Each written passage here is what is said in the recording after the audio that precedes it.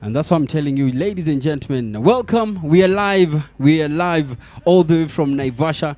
Now we are so proud that to have an amazing number of youths when yamekuja to represent their awards. That is Killer Award. It's represented.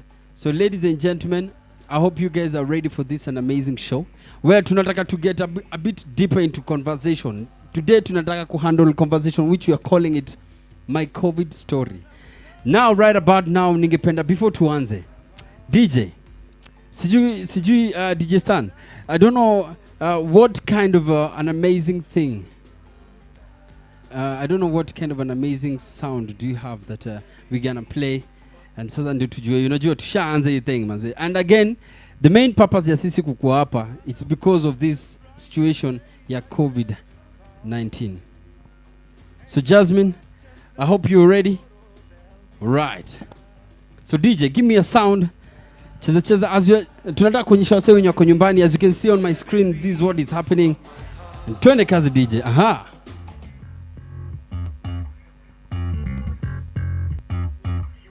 Cause I'm certain brighter days are yet to come. Ain't no question that tomorrow there'll be good times. I believe with every beat of my heart. All right, and those guys who are watching at home, ladies and gentlemen, nakwambia tuko hapa live in Naivasha. This is Simore Music, and with my amazing, beautiful co-hosts with me, Jasmine Mwangi. Beautiful, beautiful. Na tutakuwa tuna handle manzi serious conversation. Sasa tunataka to get a bit deeper into youths and conversation. All right? So Jasmine, hebu niambie. What do you think about e-conversation ya my COVID story? This is one of those will enlighten us on, what's happening, what's expected from us, of us, and what is also expected from our leaders, yeah? So I'm looking forward to this. Amazing, amazing. Yes. So ladies and gentlemen, when you now watch home, tutawambiaje sasa Jasmine? Uko na anything else to add on that? You share the link. Thus, this is not a monologue, it's a dialogue, and not just when you're tuko nao hapa. Bunny, feel free to join in this conversation, yeah? Amazing. Yes. Amazing. So ladies and gentlemen, for those guys who are watching at home, tunataka tujue a number of what is happening here in Naivasha. Now, we're going to have our first guest. We're having like about 3 guests of us here that you're going to have a good discussion on how we're going to impact our youths in this society that we're living in. Especially here in Naivasha, I have my first guest, ladies and gentlemen, a beautiful lady. Uni principal munoma sana. Na kuambia ya amepewa nafasi kurana an amazing institute here in Naivasha, and she's called by a beautiful name, Madam Sarah. Madam Sarah, karibu sana. I think tutafanya ile sign language. Tukiona naingia tunafanya hivi. Atufanya hata kupiga makofi, tunafanya hivi. Inamaanisha celebration. Karibu sana. You can karibia from this other side, on this side, and karibu sana. Karibu. You karibu on this seat. Welcome. May I switch on? Is on.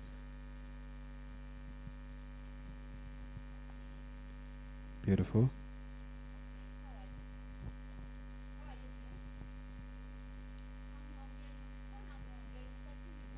Wako relaxed. I don't know wanafikiria aje.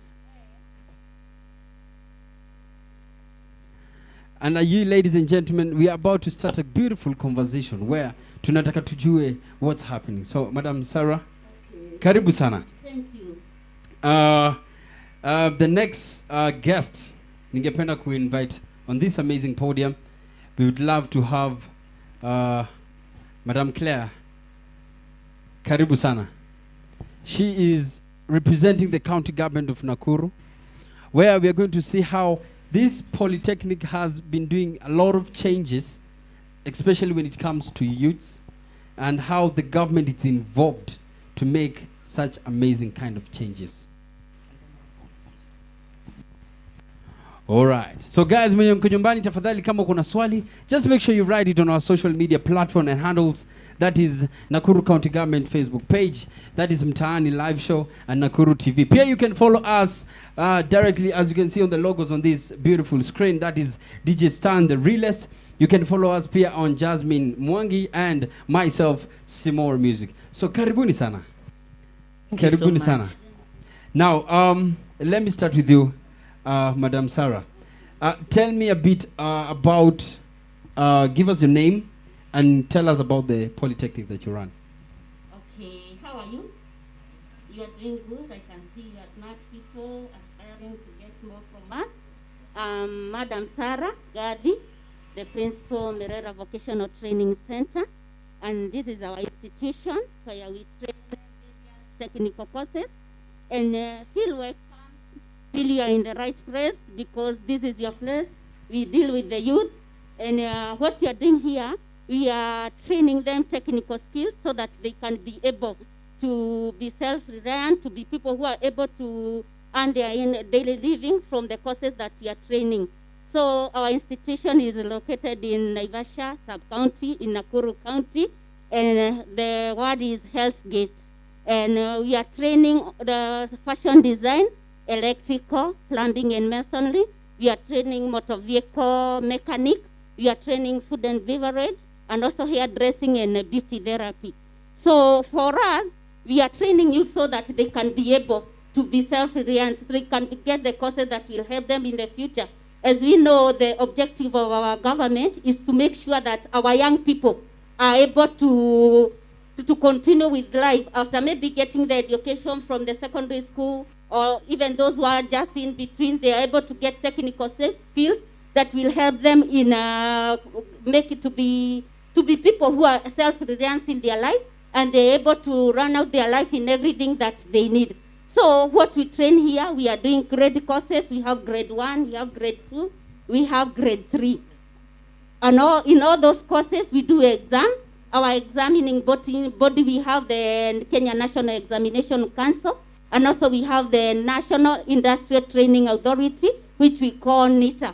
So when you enroll with us, you are able to, we capture you according to the level that maybe you want to get. You find that there are some people who have already done some other courses in other places. Maybe you want to advance. So we start from grade 3, where we enroll you, we train you for 2 years, and then you do your exam. After the exam, you pass with maybe the NITA exam, you pass, then we take you to grade 2, we take you to grade 3. There are those maybe who have already gone up to Form 4.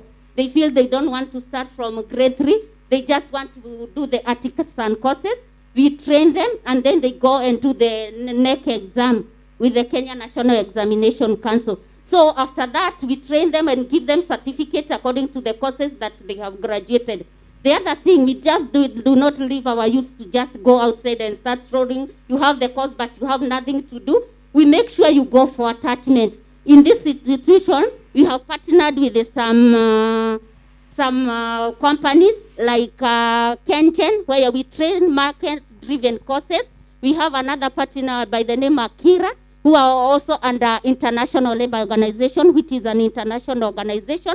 For those ones, they make sure that our youths are able to get attachment. After training them, we take them for attachment to make sure they are able to get more skills and know what they are supposed to do outside there.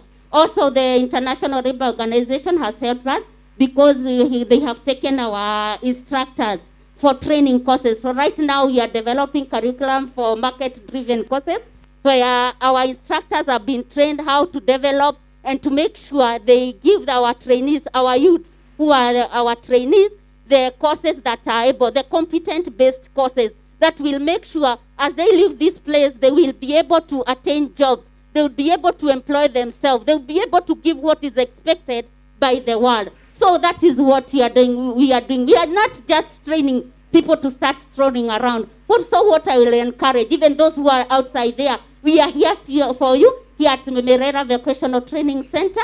You can enroll with us so that we can be able to train you. We will make sure that you attain the best and make you to be the best in the country as we follow our government objective to make sure we have people who are who are competent, who are able to produce and to make sure our nation is continue to develop. If I can continue on that good point, can you tell me maybe, is there any fee that normally people are paying, or maybe there is a department or the sponsors or the partners you have that they have played a role to pay for maybe the needy young youths that maybe they need this kind of vocation training and they don't have the chances?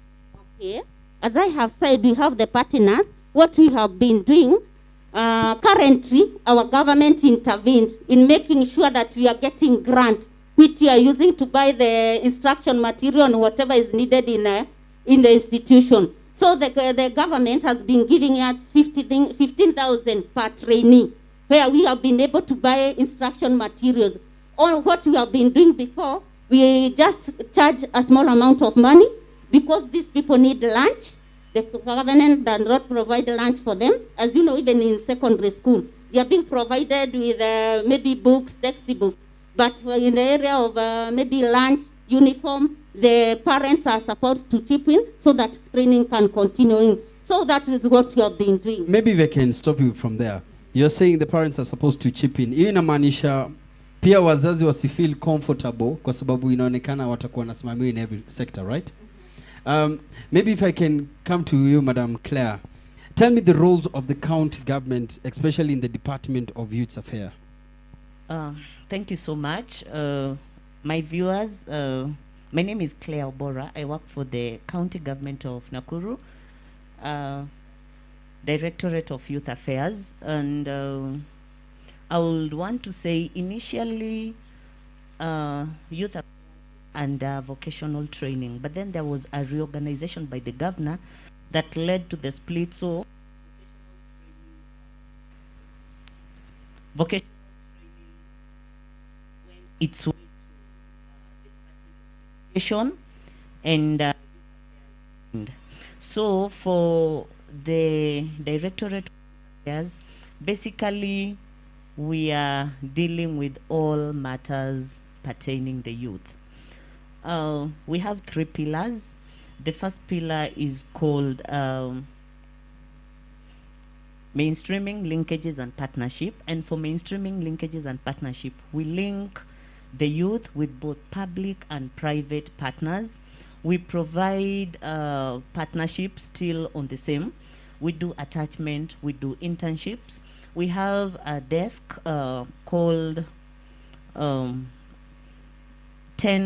there are 10 focal people on this desk that ensure that youth activities in all the 10 departments are mainstreamed. Like if you want to do something on agriculture, we have a desk at agriculture, we at ICT,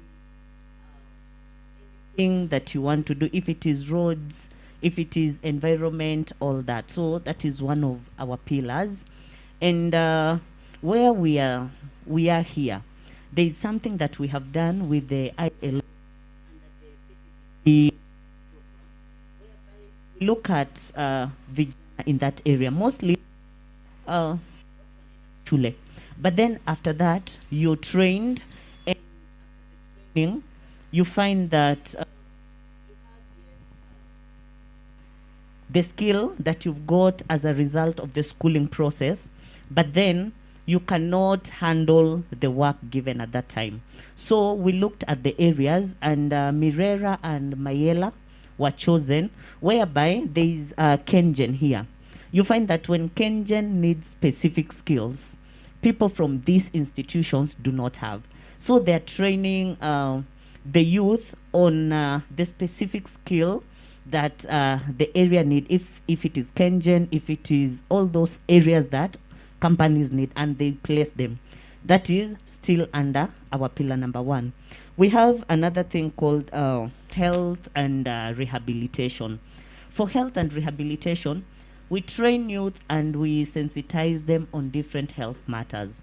We do mental health, we do sexual reproductive health, we do terminal illnesses, we do guiding and counseling. And for the rehabilitation, soon we will be opening a rehabilitation center in Joro, whereby it will be a county government project.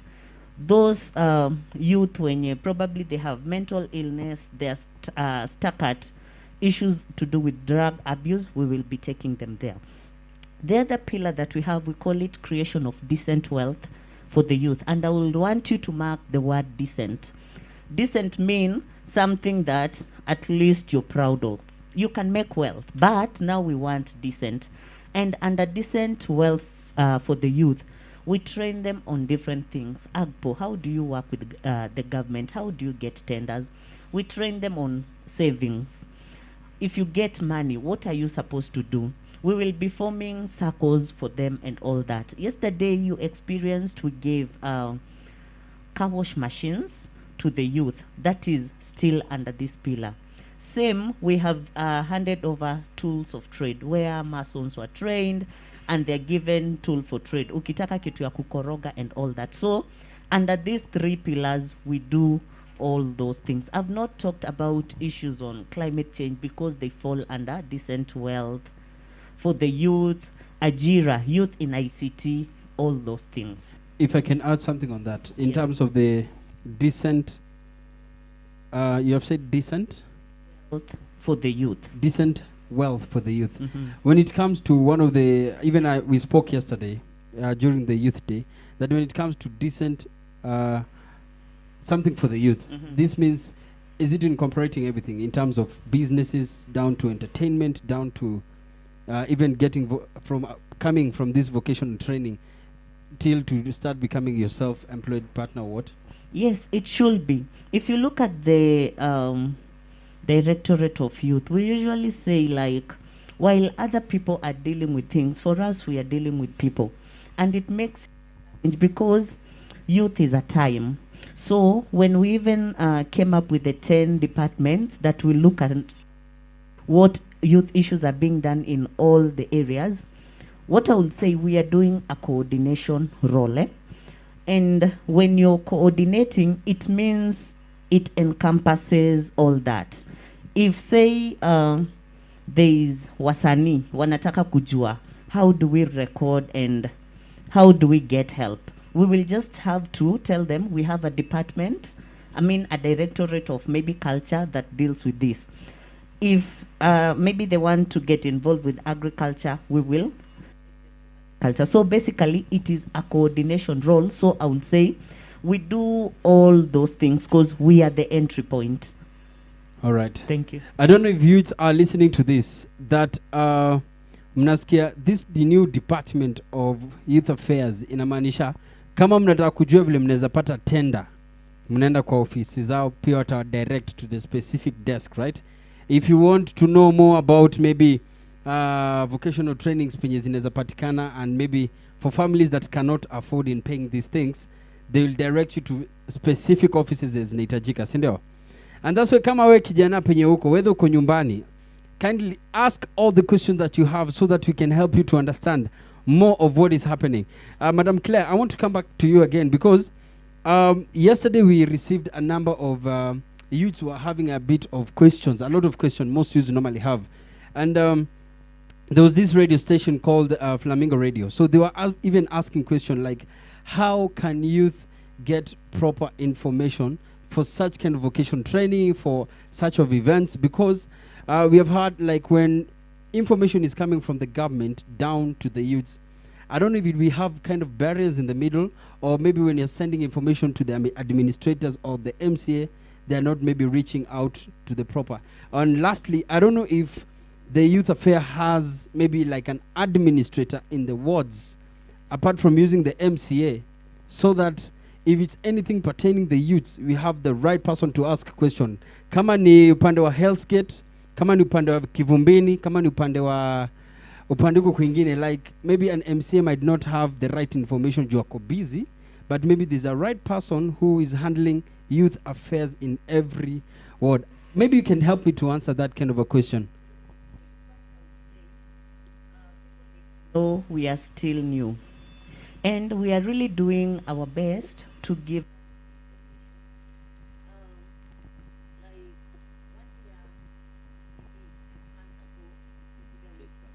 oh, sorry. 6 months ago, there was only one person who was manning the directorate. But now with time, at least we are 4. So it means when we continue getting more staff, we will be able to cascade down to the sub-county and ward level. Saying that information, okay, we've not given our best because we had inadequate staffing and all that. But we are in the process of improving.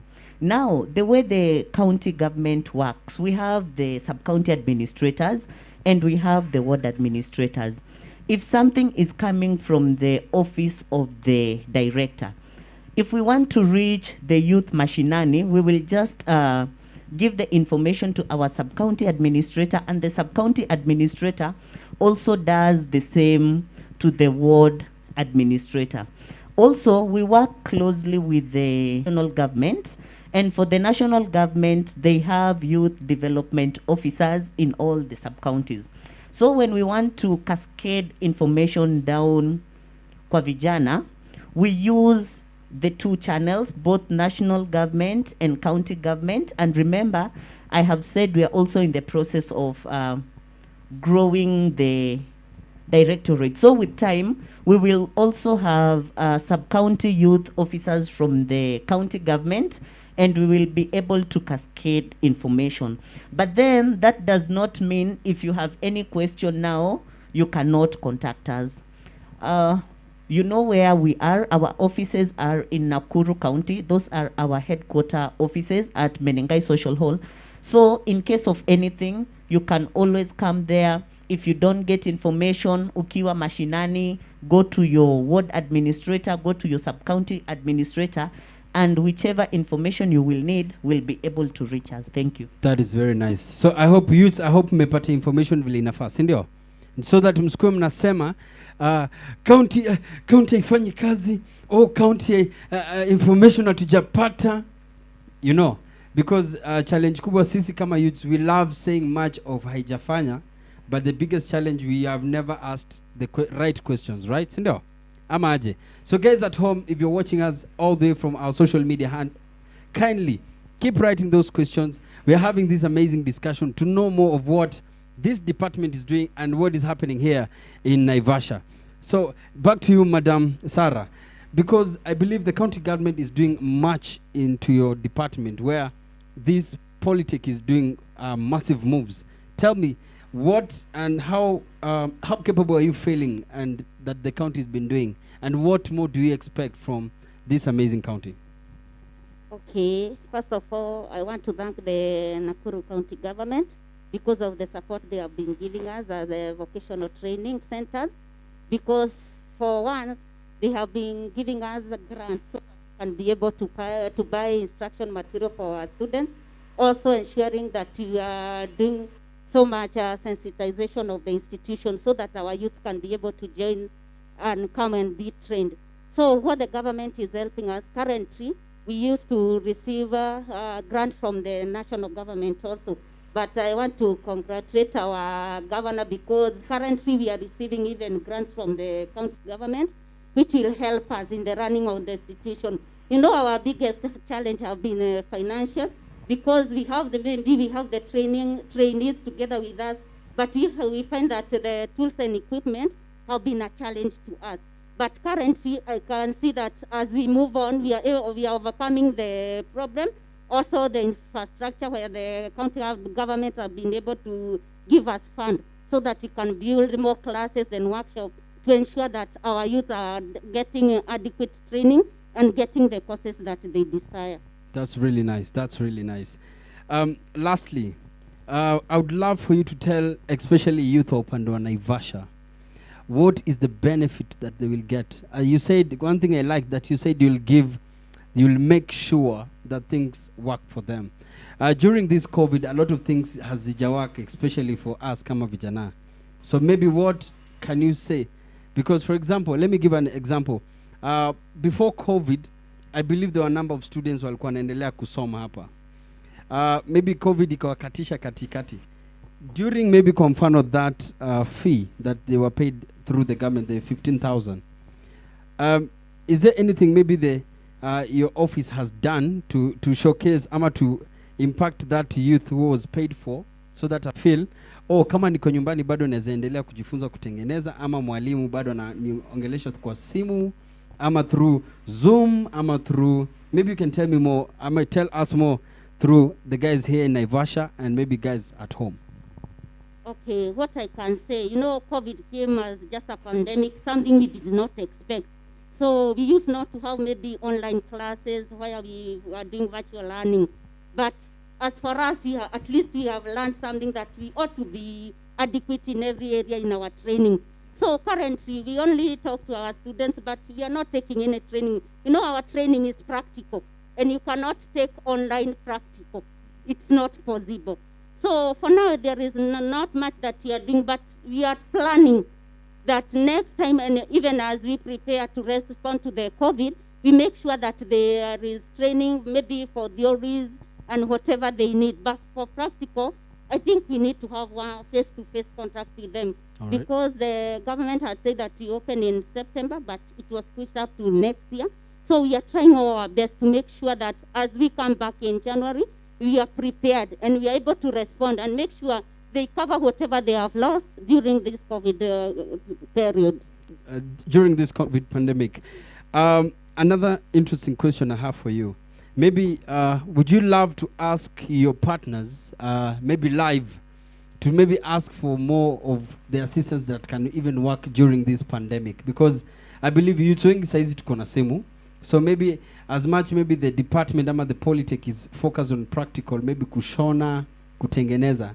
I don't know if you guys have like laptops that maybe you can communicate, maybe you can teach them how to use Zoom. We are going to the next generation. Maybe you can ask them for more, maybe request or maybe advice. Okay, what I would like to say is that this is a challenge to us because we have not been having maybe the internet in our institution. The students only have their phones where they have been using for their personal use. But what I will just request even the county government, the national government, to help us so that we can be able to access even the laptops, so that we can have the access to internet. So whatever may happen, we are able to reach our students and know that they are there, they are still continuing with their lessons. Then as we come back, we'll be able to catch up with the practical work. So what I'll just plead the government and our partners to help us to be able to get maybe laptops, the internet connectivity so that we can be able to go on with our studies. That is very nice. That is very nice. So guys watching at home, as you're listening, this is how the conversation is happening, where tunataka to get more and more information.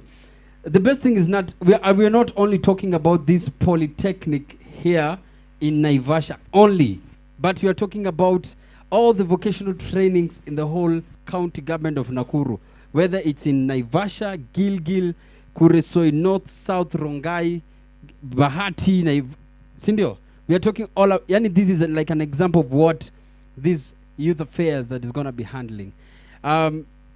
Before maybe I get back to you, Madam Claire, I would love to tafadhali to raise your hand so that we can get to know what kind of question you have and vile pia wanaweza kuhansa, sindio?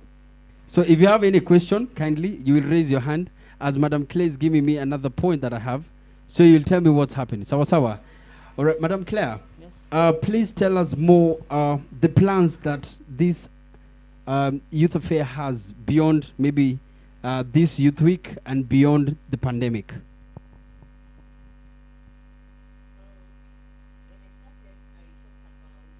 The programs that the county government is doing. Note that those programs did not come as a result of this pandemic. Those are the things that we are continuing to do. So we have so much in store for you. As a directorate, we've been having discussions, and sometime last year we called a stakeholders meeting for a youth policy. So Nakuru County is in the process of coming up with a youth policy that will enable vijana to articulate all youth issues. With a youth policy, I will say, kama vijana, you'll be sorted. You know, when something is ingrained in policy, it means implementation has to be done. So that is something yenye tunaendelea kufanya. Now, we are also telling vijana, like, hope is not a strategy. So much as kuna corona, remember corona ilianza huko in February. And so many people were waiting for life ikue normal. And we are realizing we are having this thing for a long time, yeah? So hope is not a strategy. What skill do you have? Ni nini unaweza fanya? Kazi ya mkono yako ni gani? And when we talk about skill, we just don't talk about makaratasi, degrees and certificates. And that is why we are here. Like vijana wengi for some time tunadhaningi if I get a degree that is it. But you can come hapa acquire skills. You will find that during this corona time, the people wenye wameweza kuendelea na excel ni those ones who have something that they can do, kazi ya mikono yao. So vijana, much as there is corona, remember life lazima tuendelee. So build yourself with a strategy, and you will be able to do so much more.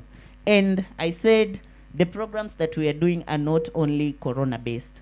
Ukiangalia, we've had interventions za corona. We've had the commercial corona campaign done by vijana. We've had different strategies just for this corona time. As a department, tumepatia watu chakula and all that. But that is just a short mitigation thing as we continue to do the trainings that we do, as we continue to empower the youth and all. That is very nice. That is very nice. So, tafadhali all my fellow youths, whether you're at home, following us on Nakuru County Government official Facebook page, kama unatufuata at Nakuru TV, Mtaani live show, kama unatufuata at Jasmine Mwangi, or kama unatufuata bado kwa DJ Stan the realest, ama mimi mwenyewe Simor Music. Keep asking yourself some questions and tell us more of what is happening here in our society. Now, ningependa pia kuwauliza wenye wako nyumbani, tell us where you're watching this show from, because tunataka tuji-involve in more of what depth that tunataka tuingie. Na tunataka pia later on we're going to have what we call my COVID story. We want to hear a number of youths telling us of what the experiences, the challenges, the situation, the dynamics wamekuwa kupitia during this time. Sindio? So, Jasmine, I hope you're ready. Yes, I am. Now tell me, Jasmine, what is happening, anything that concerns the social media or anything that is happening in this era ya COVID, and maybe kama kuna swali zozote pale kwa Facebook. First, I'd love to thank our viewers. I can see guys are tuned in from different areas. We have Naivasha, Lakeview, tuko na watu wa Viwandani, tuko na watu wa Maela, tuko na watu wa Olkaria na Hell's Gate. We also have people who are watching us all the way from Gilgil. And Honorable Junior Muheshimiwa anasema USG, United State of Gilgil, tuko tuned in. Vibaya sana. And Angie anasema tuned in from Mirera, Naivasha, Hell's Gate Ward. Welcome all to our beautiful ward. Thank you so much. And mine to you is, I think from listening to what is happening here, there's so much we are learning. There's so much we get to understand. Even in this COVID time, there's something we can do. Like Madam Claire has said, what are you capable of doing? So inquire, ask question. Uweze jua kama hapa ndio utapata opportunity, yeah? So ask question. Kama niyo polytechnic unataka kujua the kind of courses they offer, ask. We are here for you, yeah? So far, I'm just giving a shout out to all those people who are locked in, but I'm looking forward to more questions coming in. All right. So, ladies and gentlemen, we are going to go down to where our guests, because to later a small number of guys who are coming here, so that we can have some good conversation. Tunataka tujue what is happening, what kind of talk can we talk about. So, do I have any youth who have a question? Any youth who has a question? Ama nimejibu baka zingine zikaisha. Unajua these things happen, yeah? All right. So my good, tafadhali kuja hapa. Tafadhali karibia hapa. Come this side. So I would love for you to check this camera. Kindly, number one. Nashangaa una mask yako. Wewe ni superstar. Uko sawa. Yes. All right. community. You samba? Okay. Oh, all right. So ulipata kijana mwenye hana mask ukampatia. Yes. Yes. All right. All right. Guys watching at home, maybe. Hey, no. So tell me, sir, what question do you have for our guest? And maybe before you ask them the question, maybe you can tell us your name and tell us what's happening and what you're doing. Twad. I'm the chairman. Unaweza ipandisha juu kidogo? The chairman of huyo CBO. Sijaza kushika mic ndio maana. All right. Sasa tunauliza sisi kama vijana tuko na shida ya access to information. Sasa kama ni youth forum, mnafanya nini kuhakikisha kwamba information inafikia vijana wetu huku chini? Tusikue tunaongea tu kuhusu vijana na kwa vijana wenyewe. Swali yangu. All right. Thank you very much. Maybe we can give you back. Thank you very much. So you said your name is Geoffrey. Sir Geoffrey ameuliza a very good question. A good question concerning the information. And that is one of the topics we tackled. Now, I think one of the questions when he was asking, I believe umefika how long ago? All right. Now, we had that conversation, guys, even those who are watching at home. And the discussion was about information. Just ask your MCA, because this department is new. So we are going to be asking more questions. If you're feeling your MCA or administration ward yako ikupati the right answers, una feel you're not satisfied, come down to Nakuru pale at Social Hall in Nakuru County so that you can get this department, the Office of Youth Affairs, na we ask all the question. Waulize mwanzo waambie kwanza niko na swali number 1. Guys watching me, swali ya kwanza unawaambia hivi, tafadhali county government, mimi nimekuwa nikidance, nataka mninunulie uniform. Sasa sijui kama county itakununulia ama nini. Sio ni swali umeuliza, si ndio? Yes? Kina mama kule nyumbani tafadhali, pia mnauliza swali yenye tunaweza saidia vijana wenyu, watoto wenyu kama youths tafadhali. This is one of the biggest challenge I will ask my county administrator, Madam Claire, that how comes saa zingine tunapata maybe tunaita friends of youths ndio wame take over maybe lots of youth departments in the offices. Maybe unaweza to advise more of how can we as youth, maybe what is the step tunaweza hata sisi fika siku moja youth department tukue vijana, you know, I don't know. So Madam Claire, kindly on that camera that is facing you kule mbele, tell us what's happening.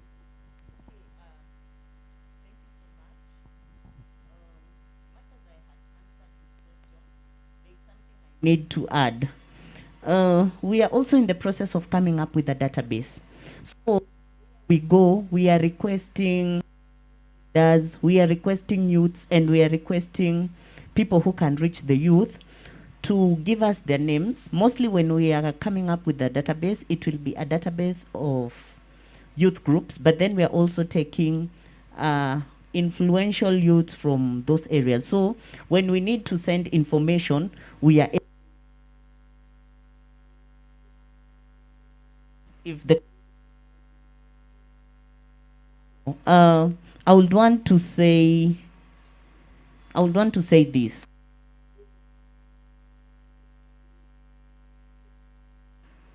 And most vijana for a long time, we don't know. When you go to public participation, watu wataitikisha hospitali, they will ask for roads, they will ask for water and all that. And for a long time, that is what has been done, ECD centers. And why is this? It's because vijana huwa hamtokei kwa public participation. Ukitokea kwa public participation, as a youth, you're able to ask for whatever you want. The items that we gave yesterday were as a result of public participation. So you can ask for anything that you want during a public participation.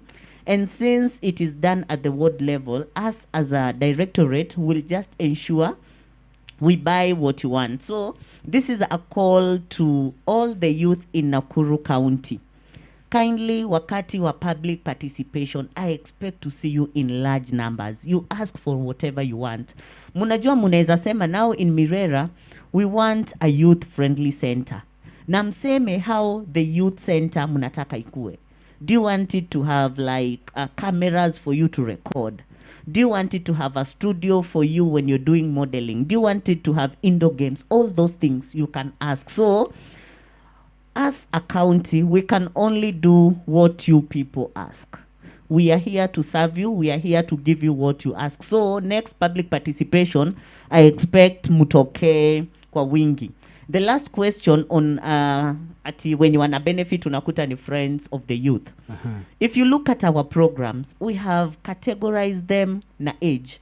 Like this program ya health and rehabilitation, we do from 16 to 29. Kama ni ya decent wealth, we do maybe from 30 to 35. So our programs are categorized kwa age groups. Initially, utakuta enyewe kuna watu wenye walikuanga umezeeka but hutaki kutoka kwa youth bracket, but now we are very very keen mtu yoyote mwenye ana benefit from us has to be a youth. Na tunawaambianga youth is a passing time. When you're given that opportunity, run with it so that when you're hapo 36 usirudi kutuangalia. If ni youth fund, this is the time you can utilize it. Now ukiutilize, do something meaningful so that hii generation ingine we will be saying, you see that person, they did this and this. I usually love giving an example of Kaka. I hope Kaka you're watching me. He fund some time back.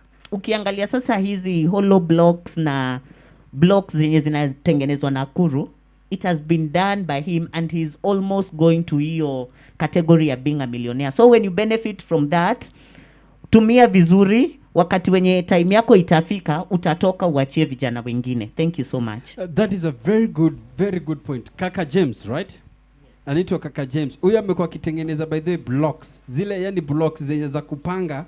Nyumba utaki kujenga na mawe. Unaekelea tu blocks juu na inakuwa finished. Guys, this is a good challenge. And one thing nimependa sana about this conversation is that tuna involve especially the youths at this moment. Madam, umenifurahisha kwanza ukisema that this department has age. That means mtu wa age fulani to this age anajua this is what they need to do and this is where they need to be.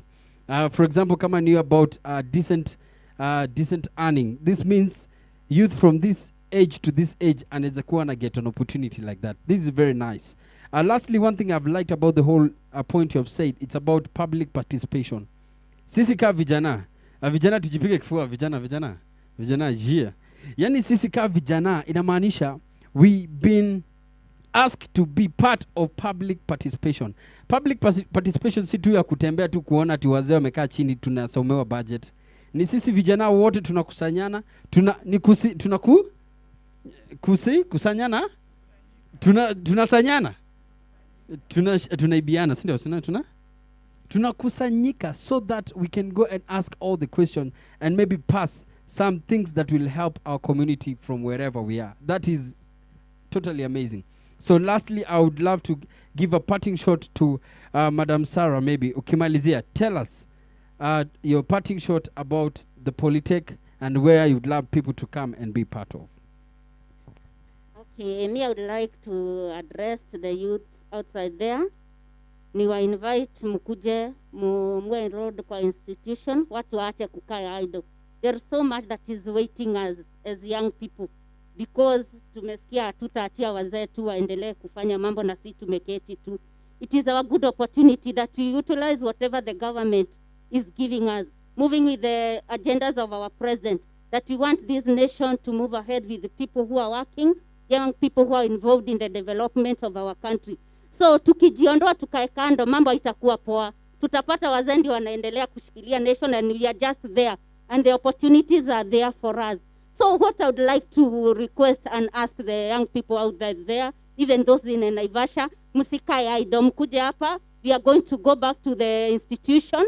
We are going to reopen because the COVID pandemic is going to go, or we will respond and be able to continue with our training. Kwa hivyo ninataka kuwauliza tu those one in Naivasha, even in the other parts of the country, and you feel you want to enroll in the vocational training center so that you can be able to attain technical skills, they are there for you. The government is funding them so that the youths can be equipped and be able to be able to rely on themselves and be able to earn for their daily living. So for me, within here Naivasha, ninataka kuuliza all the youths around, we are here for you. You can enroll with us so that you can be able to train you and be able to give you the skills that are market driven. Hautatoka uko nje uwe wasted, but we'll be able to use the skills that you have given you, uweze kuan na pia uweze kujisimamia katika life. Na tumesikia from Madam Claire that they are supporting the youth. You'll be able even to be, maybe if you approach them, they'll be able to give you whatever you need. Tunaona kama sasa there is shortage of plumbers. Unapata saa zingine unataka kazi ifanywe.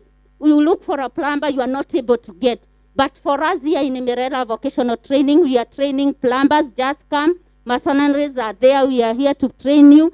Just come. We are going to give you the courses that are marketable and make sure that you are able to earn a living in your life. Kwa hivyo, what I'd like to say, we are going to train you. We are going to give you all the best and make sure that your people will be used in the development of our country. Kwa hivyo, ukitaka kutujoin, we are here in the institution. You can come anytime. Ukuje, you ask any question that you need from us, we'll be able to answer. Yes. Na pia, we are under the Directorate of Vocational Training. We have our director, mwenye anatusimamia. Our offices still are in Nakuru. But when you come here, we'll be able to get all the information that you require. Kwa hivyo ningetaka tu kuwauliza mkuje na mkue pamoja nasi. Kwa hivyo we have our email address, mireravact@gmail.com, and also we have our Facebook page. You can follow us and ask any question, tutakuanswer. Thank you very much. So guys, as you're listening all the way from home, that is Mirera, sindio? Mirera Polytechnic. Imwambia kujeni. Come one, come all. My good brother, how you doing? Uko salama? Well. So, do you have any question? Yeah, nilikuwa napenda tu kuulizia upande wa youth fund, maana unakuta sehemu ya mashambani kwamba unakuta vijana wameweza kuapply, lakini unakuta wale wanapewa hizo pesa si wale wenye wali apply. Swali la pili tutaona hapo kwa youth fund ni kwamba unakuta vijana wameapply alafu wanaambiwa pesa hazijatoka, ili hali serikali imeshatenga pesa ya hao vijana, inakuwaje hapo katikati? Good question. Maybe Madam Claire, you can help us with that. Good question. That's good. I will not comment about the youth fund. We Yes. have an expert who works from the youth fund. Who's coming? Yes, he's here. Great. I don't know if he's a panelist or we will just, he is a panelist, so good, he will be able to answer those questions in the next round. Very nice. You know what? Nataka nitembe kidogo. No, we have to see. Pia Naivasha nasikia we have beautiful ladies. So I have a very, very beautiful lady. Oh my goodness. How you doing? I'm good. Yeah, what's up? What is your name, yo? My name is Mas James from Naivasha, Viwandani Ward. Mercy James. No, Mercy James. Very nice. From Viwandani. Do you have any question? I wanted to ask the Directory of Youth, do you maybe have a website where we can check these programs maybe later when we are with our friends and stuff? Very nice question. Madam Director? Now, for the website, we Yes. have a department's website. For the department's you should first start and say it's a big department. We have gender, we have culture, we have youth, sports and social services. So anything to do with all these things, you will get it there. We also have a directorate, no, it's still a department Facebook page that you can still get any information that you need. So it is still there.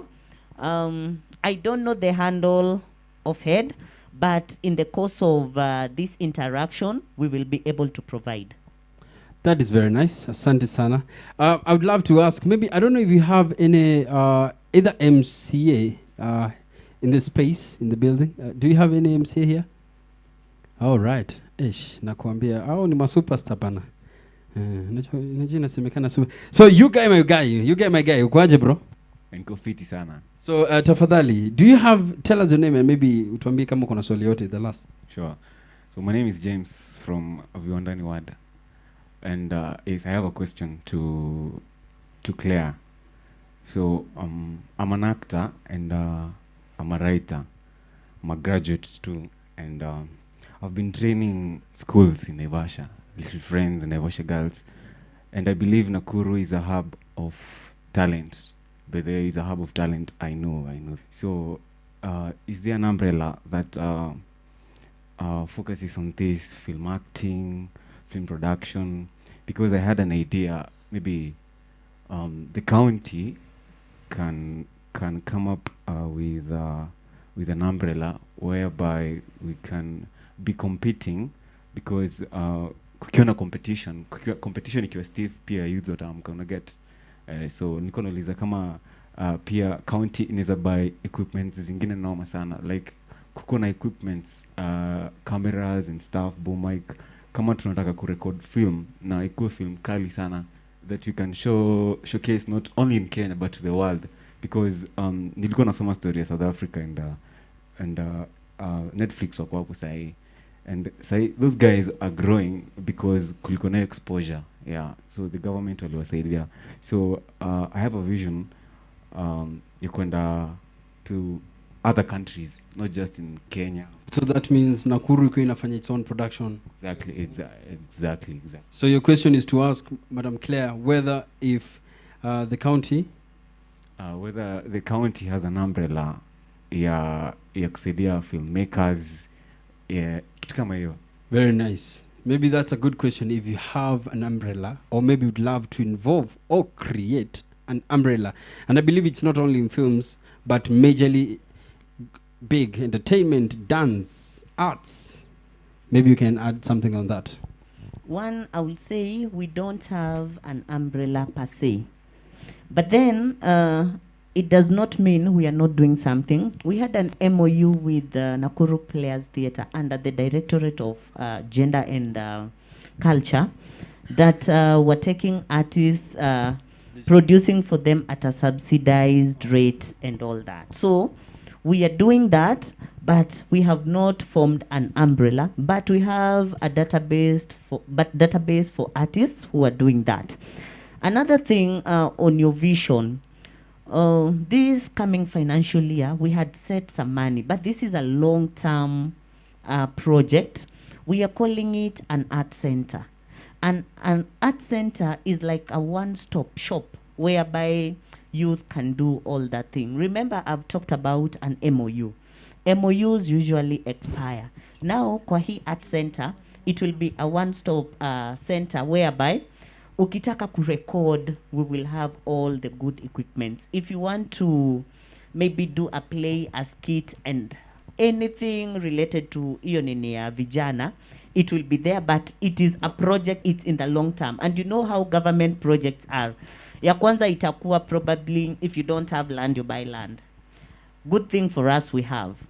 And then after land, we talk about construction. After construction, we talk about equipping. It comes in stages. Now, what we are encouraging people, like since it is something for the youth, we want the ideas to come from the youth. Tusikai tu as a directorate tuseme enyewe hapa inafaa kukua a production house with glasses and all that. You've said you have an idea. Bring those ideas so that when we are now planning, when tunachora how it is youth friendly and it is coming from vijana. So as per now, we are working na Players Theatre yenye tuko na MOU, but long term, because tunajua MOUs usually expire, we are coming up with the art center, and we have allocated some money this financial year. Just Corona happened, and let me not say it stopped things, but yeah, it's in the process. Yes, thank you. Thank you. That's a very, very nice question and well answered. My brother from another mother, naweza kukwambia pia vizuri vile tu amesema. Naona kama on next week Monday, bro. Nataka next week Monday ukuje kwa ofisi ya Youth Affairs, you know. So you have a genius idea, bro. Endo uambie ni aje, my name is this. Na huko umeandika kama proposal, you know. So that we have our director here, Sir Kimemia. Ata go through it. Akiona ni kitu viable, ataita team ya experts waiangalie, wakiona inaweza uitwe. You never know tomorrow, si ndio? Jasmine, hebu tell us what is happening especially in our social media. Juu nasikia kuna maswali zinaulizwa and maybe there's some good questions because more questions are now targeting the county government and actually the youth affairs office. Awesome. I can see that this conversation has stirred up some good questions. There's a lady who is asking, on March, this is supposed to Claire, on March we applied for jobs before Corona and the agriculture department. I want to know if the interview was done and which criteria do they use. Most of the youths are stressed due to unemployment. And then she later on prolongs the question. Actually, it's two. She says, what are you planning for the youth during this pandemic?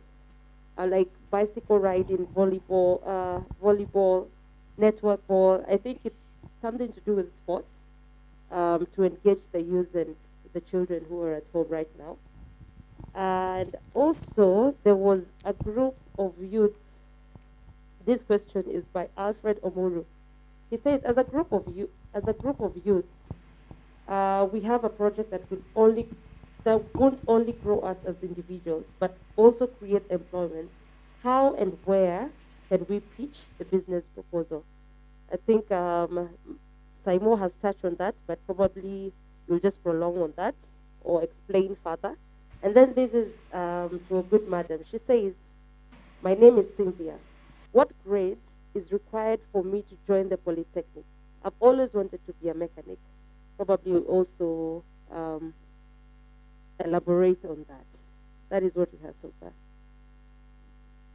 Okay, thank you. I will go first. For the person who has asked about interviews, I want to state that as a Directorate of Youth Affairs, we do not conduct any interviews.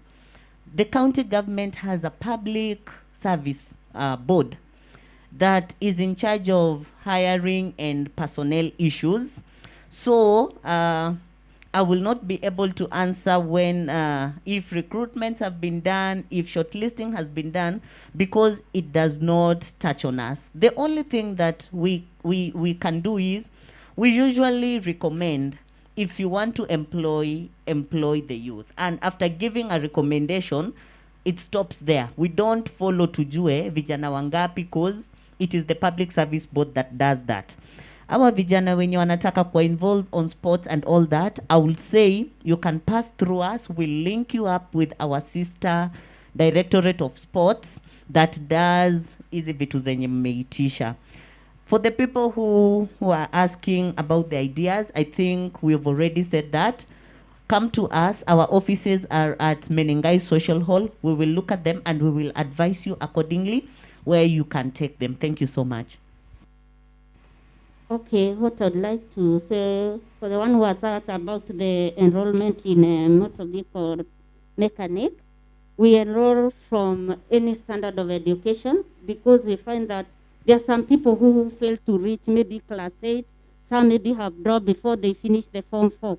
There are chances for you. You know, for us, the training is 90% practical, 10% we are giving the theory lesson. So you can enroll in any standard of education. We don't leave out even those who have not finished class 8. We still enroll them and they are able to train.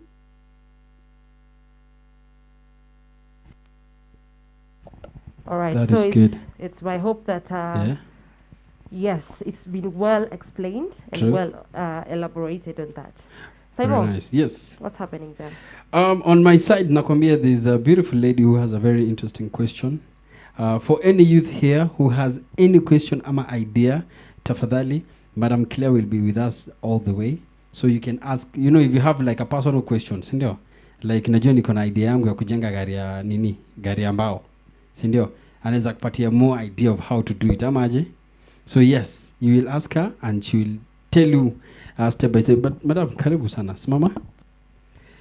Can you tell us your name and which ward, and you can tell us about the two questions you have.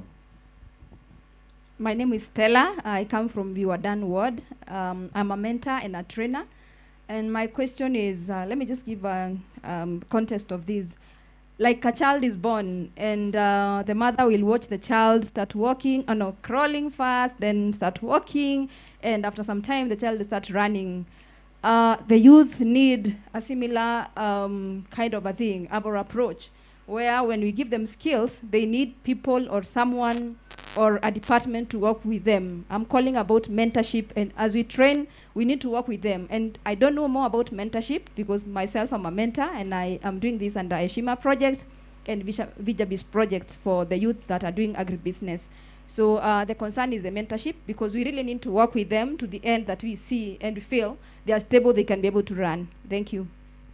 That was the first question. The second question was about sustainability. How this, you've said it's new and there are many changes that are happening and improvement. How sustainable are these? Is this department or affairs, Directorate of Youth Affairs?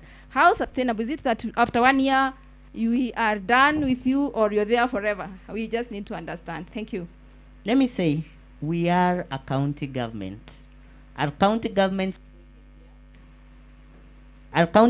going anywhere?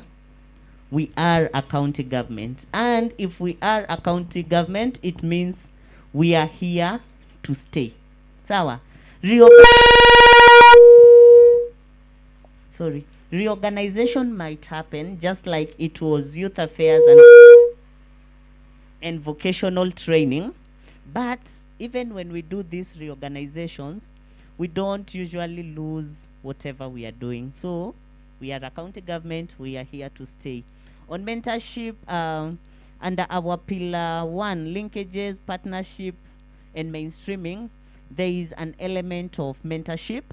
Last year, we did a program with Power Talks. I don't know if you know Dr. Wale Akiemi. He's one of the best. He teaches at Kenya School of Government. And we had a mentorship program. Just imagine being mentored by Dr. Wale. And I can tell you the people who underwent that mentorship program had their lives changed. We took youths who had done drugs, youths who had done prostitution, the lowly in society. And then we asked them, what is it that you'll ever want to do in life?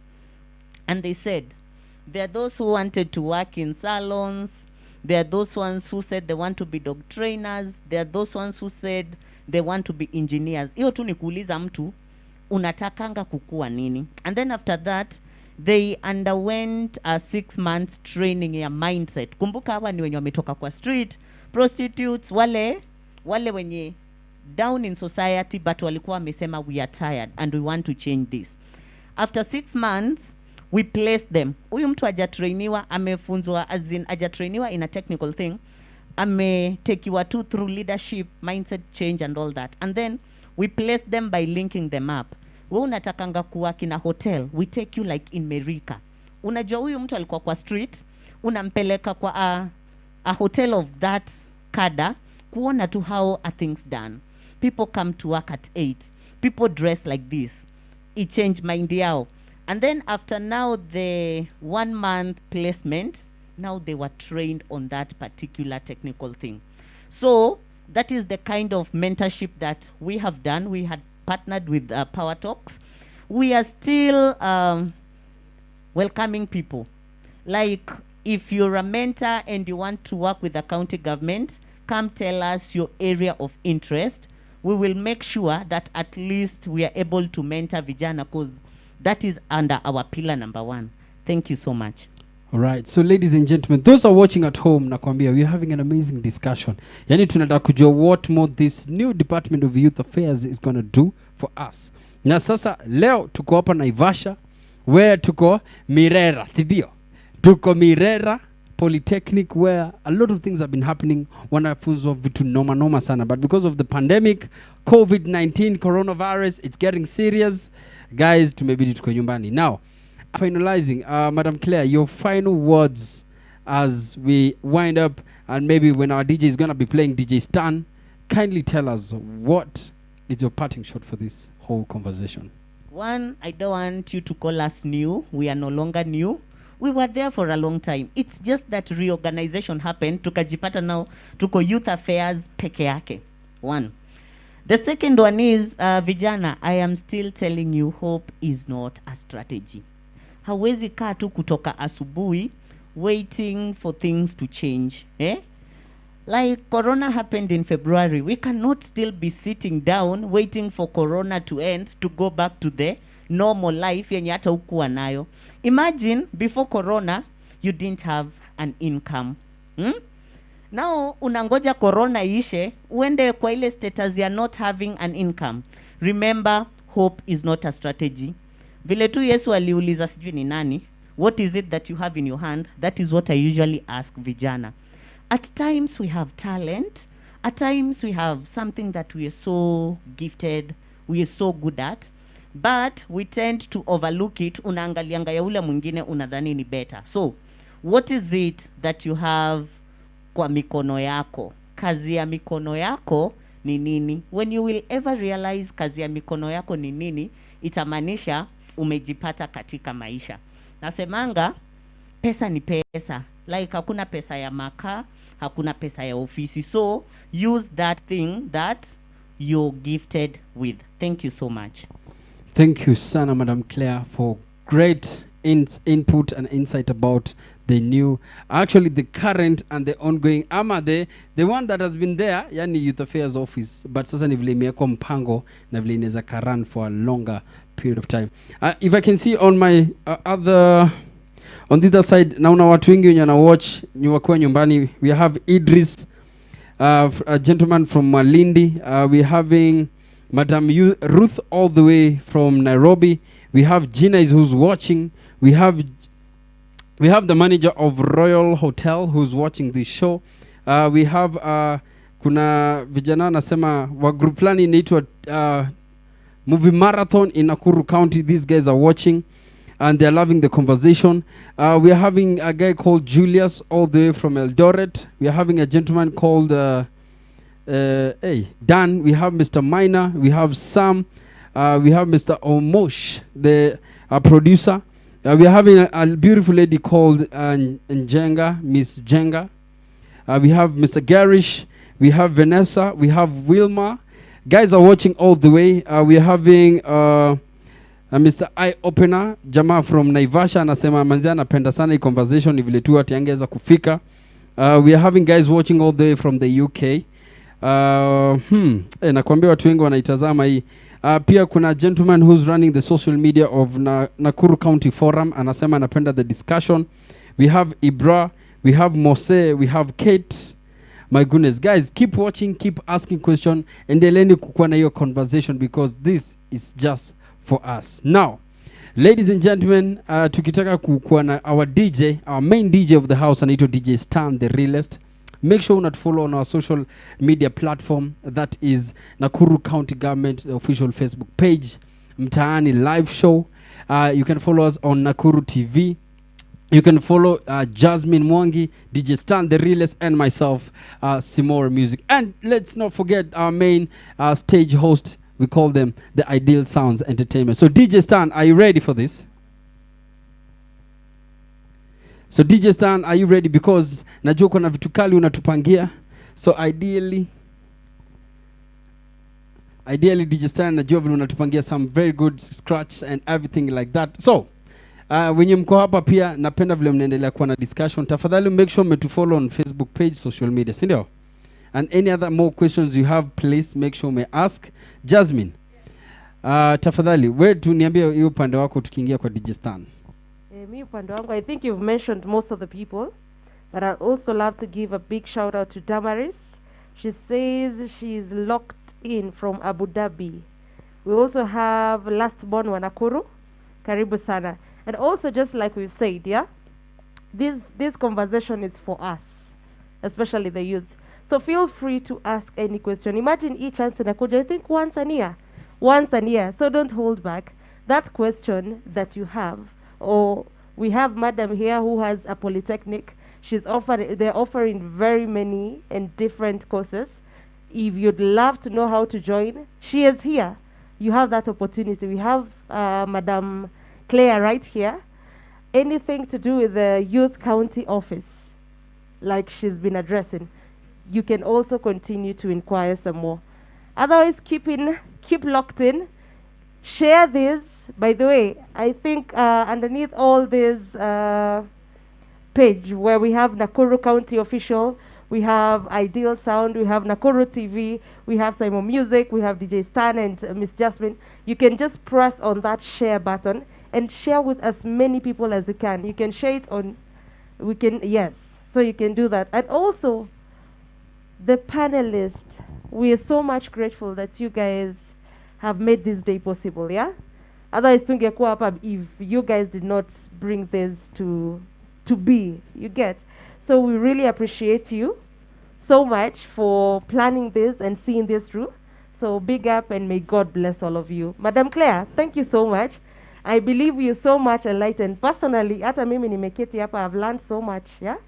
And yes, we appreciate you. Madam, we really appreciate you. What you're doing here, keep on. The fact that unajua watu walikuwa na hujasoma, your life is over. And you've given hope to so many youths out here.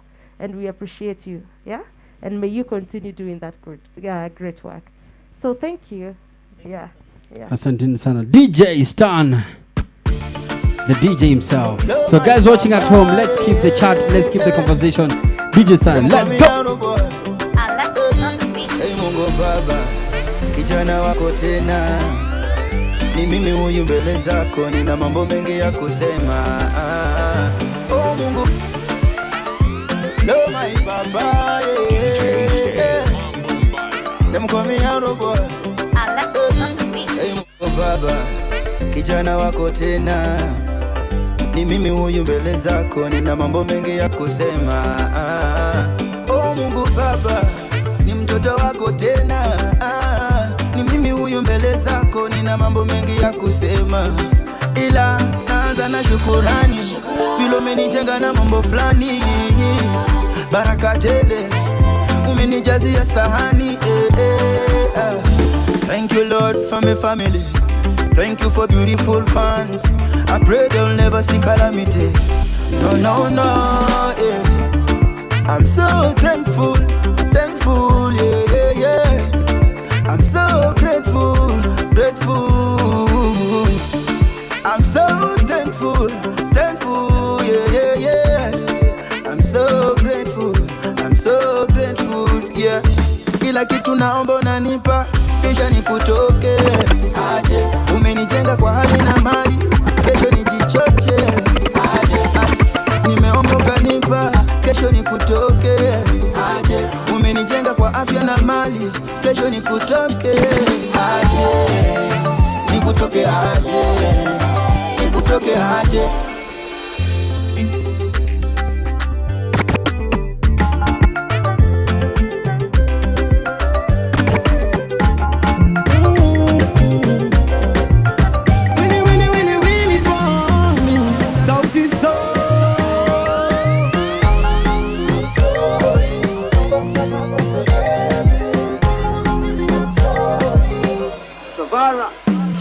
Baby, najua kweli unataka, hata na mi at some point wanga nataka. Niko na baba ndani ya maisha,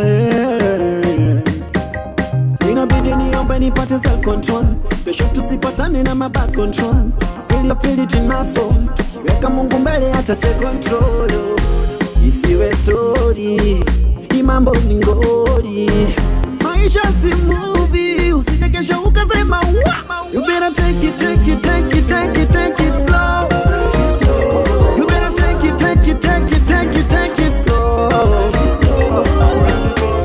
Nikimove na low key, juu hata kali ana respect the OG. Sijali wakidai midi OG, nipate kila Sunday nikisifu tu G.O.D. Natoka mtaa ya madog dealer, bado mina sell hope, niti hope dealer. Hama rappers wakifake, mina gorilla. Hii dunia ina cold, nipe chinchilla. Yeah. Number 10. nipate nikimove na low key juu hata kali ana respect the OG sijali wakidai midi OG nipate kila Sunday nikisifu tu God natoka mtaa ya madope dealer bado mina sell hope nite hope dealer ama rappers wakifake mina gorilla hii dunia ina cold nipe chinchilla yeah ukitaka uliza stage bro tuna move tukibadilisha page bro tuna move tukimakinisha change bro mina sifu Yesu mwili ndiyo tempo na wasare wakibaki wakijua niko rada kama matakarua hizi lines mina hope utazipata siko ODM lakini nitawanasa yeah nimeokoka na siringi nimeokoka niko fiti nimeokoka na siringi nimeokoka niko fiti nazitoka nazitoka nazitoka nazitoka nazitoka nazitoka nazitoka nazitoka yeah nimeokoka na siringi nimeokoka niko fiti yeah nimeokoka na extra nimeokoka niko fiti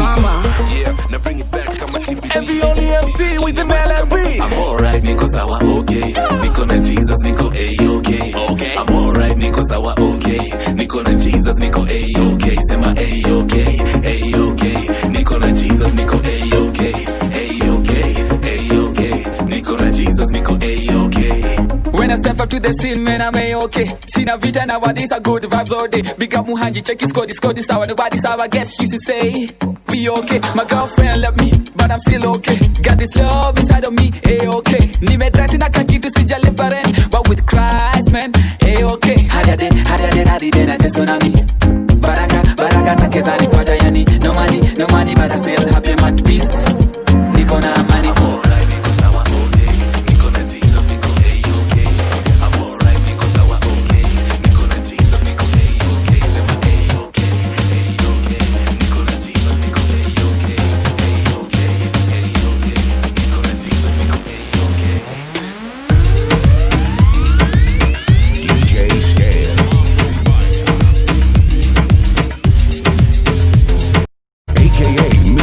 The Maki.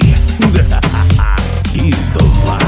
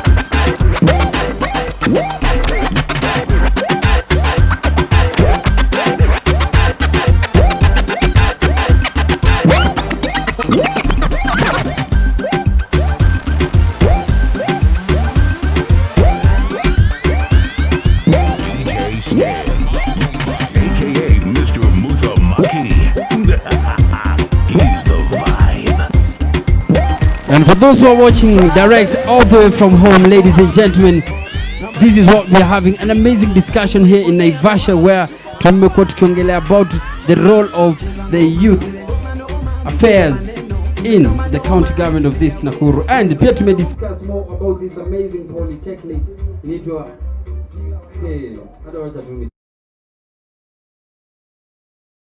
So ladies and gentlemen, I'm here live in Naivasha, where tunataka kuwa na more discussion of everything that is happening.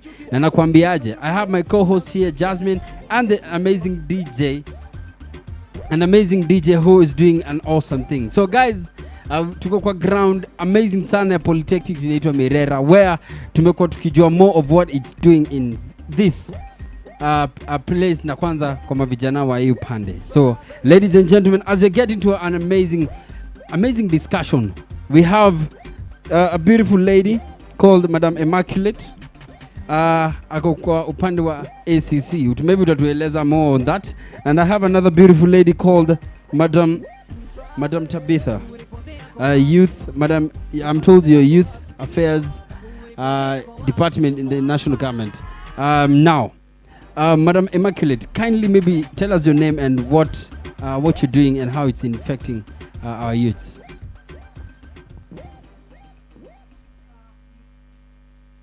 My name is Immaculate Kimondio.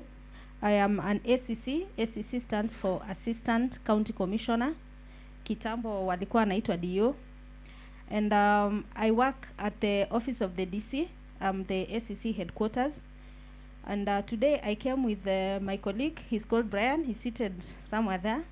And also the area chief is around. So we are full house today. Thank you. That's nice. Madam Tabitha, tafadhali tuambie upande wako. Good morning all. My name is Madam Tabitha. I'm the Sub-County Youth Development Officer in charge of Naivasha Sub-County. I'll be here with you today. Thank you very much. Now, Madam Immaculate, kindly tell us more of what your department is doing, anything that is involving the youths.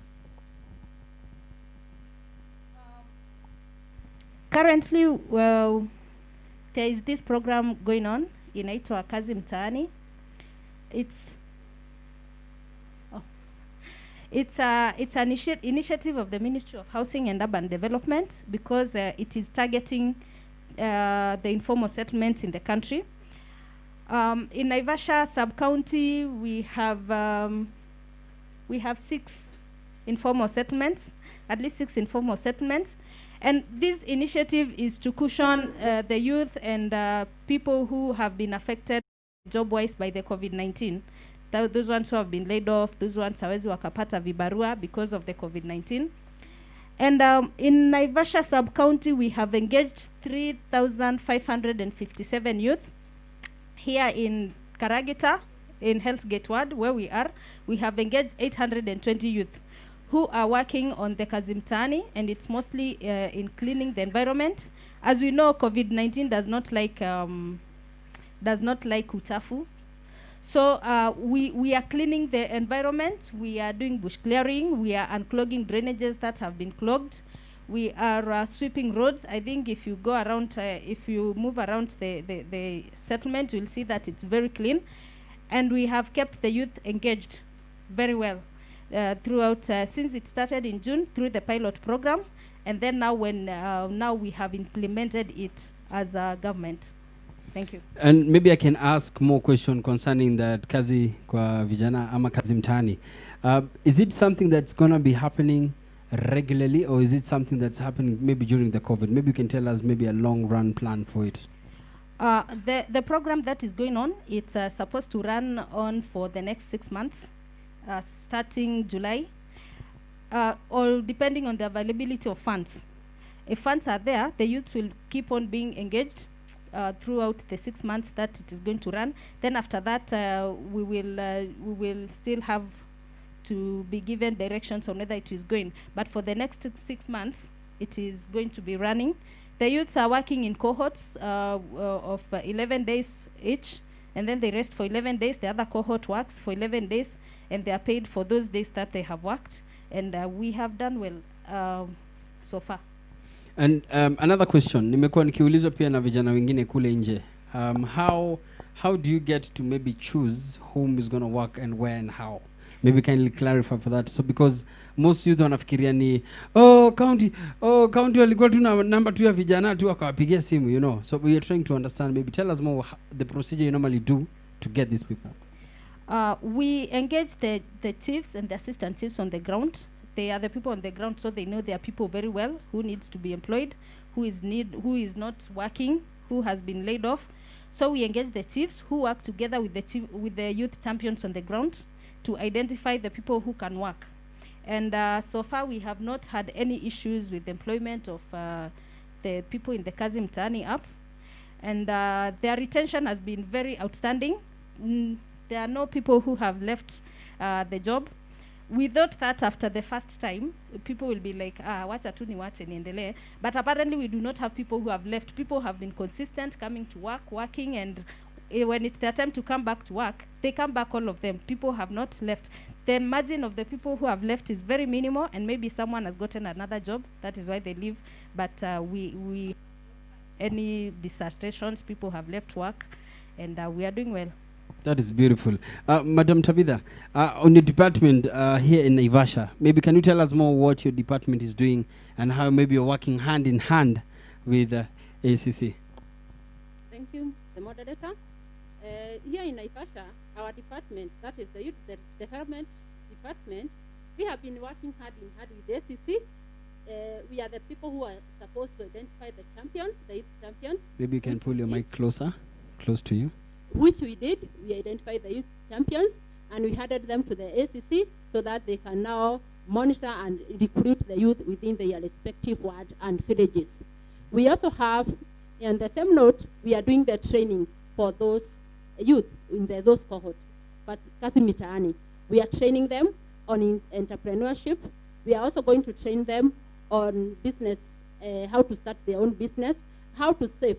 Because one thing we realize about this program is a social protection program. When we talk about a social protection program, it's a program that come on board to mitigate a certain problem. And the problem here we are mitigating is the COVID-19. So that now when we train them, there's a sustainability of this problem where we try. If this youth can be able to save a few coins here and there, the youth will be able to use this coin to start again for employment through the skill they'll be trained on, so that the continuity of the program, even when the program is no longer there, this youth can sustain themselves. On top of that, we have another program called the KYUP, Kenya Youth Employment Opportunity. It's for youth aged the age of 18 to age of 29 years. This youth, they are trained on all skills that are hard on. The government realized that the money is not in the offices. The money is out there in the field. Because a youth wake up in the morning, go to the field, work, do, for instance, electricity.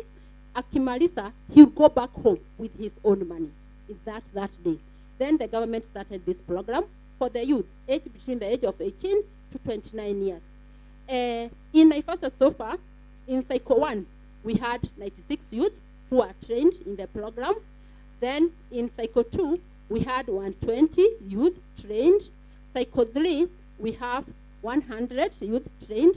And now in Cycle 4, we have 125 youth who are in the program, but they were disrupted due to COVID-19. We have another program. This is a program where we give the youth fund in a program called Uwezo Fund. We manage the Uwezo Fund as the directorate in Naivasha. And so far, we have funded 206 groups in Naivasha to a tune of 23,600,000. Those are the fund has gone out to, this is for women, PWDs, and youth groups. The youth group that has benefited are 97 youth group who has already benefited from Uwezo Fund in Naivasha. So before you continue, you have said Uwezo Fund imesaidia sana vijana, especially in Naivasha. That is in the sector ya kina mama, PWDs na pia the youth themselves. The one you have said, is it KYOP? That is KYOP. So a bit KYOP umesema it's ideally it's working to do what? KEOP, the role of KEOP is to develop skill for this youth. As we realize that most of the youth, they cannot access job because they doesn't have job-specific training. The KEOP program is here to give them the job-specific program, which in FOP, they go for 6 months. When they start, they will start with life skill. Life skill, they are trained on for 2 weeks. The life skill enables them to live, because there are so many things you have to learn so that you can fit in that society. If you don't do them right, like the small thing we know, saying sorry, saying thank you, they are very important. But how many of us remember to say sorry when you are alone? How many of us who remember to say thank you when they are assisted? We are trying to put this in the mind of the youth. They are trained on being entrepreneur, writing padding proposals, among other things. Then from there, they go for job-specific training. Job-specific training, the youth select what he feels that this is what I've been longing to do all along from when I was a small boy or a small girl. And then they are trained on that specific skill. We train them on machineries, electricity, electrical installation. So that is actually mechanics. similar thing like what's happening in the Polytechnic. It's just similar thing like what happened in the Polytechnic. Okay. What will happen in this, it is a funded program, so the youth does not pay anything, and on top of it, they are given some stipend to make them reach to their working place on daily basis. And after that, we try to connect them to private sector and the government so that they can get some employment. And maybe if I can stop you on that point, Madam ACC, kindly, because vijana saizi wakikosa kazi, it means hiyo upande yako ni kubaya, insecurity inaanza kupanda, na pia upande wako ikionekana timpango bado japangwa, watakuja ibe vitu zako zenye umekuwa ukisaidia nazo za kushona manguo na nini. Kindly tell us in terms of securities and how you guys are handling making sure that they have all these jobs. As we know, a lot of insecurity happens when people are idle or when people have lost hope. In this, like I've said, in this settlement alone, in this Hellsgate settlement, we have employed 820 youths. That is a large number of people to keep occupied. So you find they are not idling. The level of drug abuse has reduced drastically, and even the level of crime, petty crime, and has reduced drastically. The chief can bear me witness, because by the time someone leaves work at 4, that person is tired. Anaenda nyumbani, anapika, anakula, anapumzika. So this program has really kept the youth occupied, and like I've said, they are holding on. Nobody is letting go of this job. So that means the youth just lack something to keep them busy, to keep them occupied, so that when they wake up, they don't sit in the house, they are hopeless. Then mtu atatoka, afikiria niko na watoto, and then it's night, you can't go home empty-handed, then that is when petty crime happens, or even drug abuse, for them to forget whatever they are doing. But so far, the rate of drug abuse and the rate of petty crime involving your youth has really drastically, completely reduced, probably by around 80%. Yeah. And that is a very good question. I'm glad that kwanza na hapa ni upande wa Hellsgate. You have employed over 800. Sasa nataka kuuliza guys who are watching at home, especially kama unaona hii kipindi yetu when it comes to this discussion concerning the youth. Where are you watching us from? Are you watching us from Lakeview, Viwandani, Miela, Naivasha East? Are you watching us from Olkaria, Hellsgate? Unatuania wapi? Na hizi maswali zote hebu tuulize tujue ni aje. To you madam, with this department that you're working with, are you involving more on the polytechnic so that you can have the proper youths that we need? And how do you get to call them to be part of these activities that you're calling them to be part of? Okay, what happened is that in this program called KEOP, we have four partners. The first, not partner, but people in the project, government agencies. The first one is the Minister of ICT, Information, Youth Affairs. That is the ministry we belong, and it is the project coordinating unit. We have another department organization or an authority coordinator, that is National Industrial Training Authority. We have MSEA, Micro and Small Enterprise Authority. We have the Ministry of Labor, and now the ministry. Each agent has its own specific role. The ministry coordinates the program, identify the youth, and ensure they're in the program. Then, and they monitor the other agencies and authorities. The next thing, the NITA identify the trainers of this youth. We have the trainers, they are vocational institute, they are contracted. We have the vocational institute contracted to do the same. We have the MCs. MC, they are master craftsmen. These are people who have specific skill on a specific trade, and then they are given youth to train. For us to involve the vocational training, they have to be contracted through the NITA program, and they come into board. Thank you. So it means you're involving especially a lot of stakeholders so that they can teach these young teenagers of more what they need to do. Yes. For instance, in Naivasha, we have a contracted MCA, they are 29, who are given the youth to train for 6 months.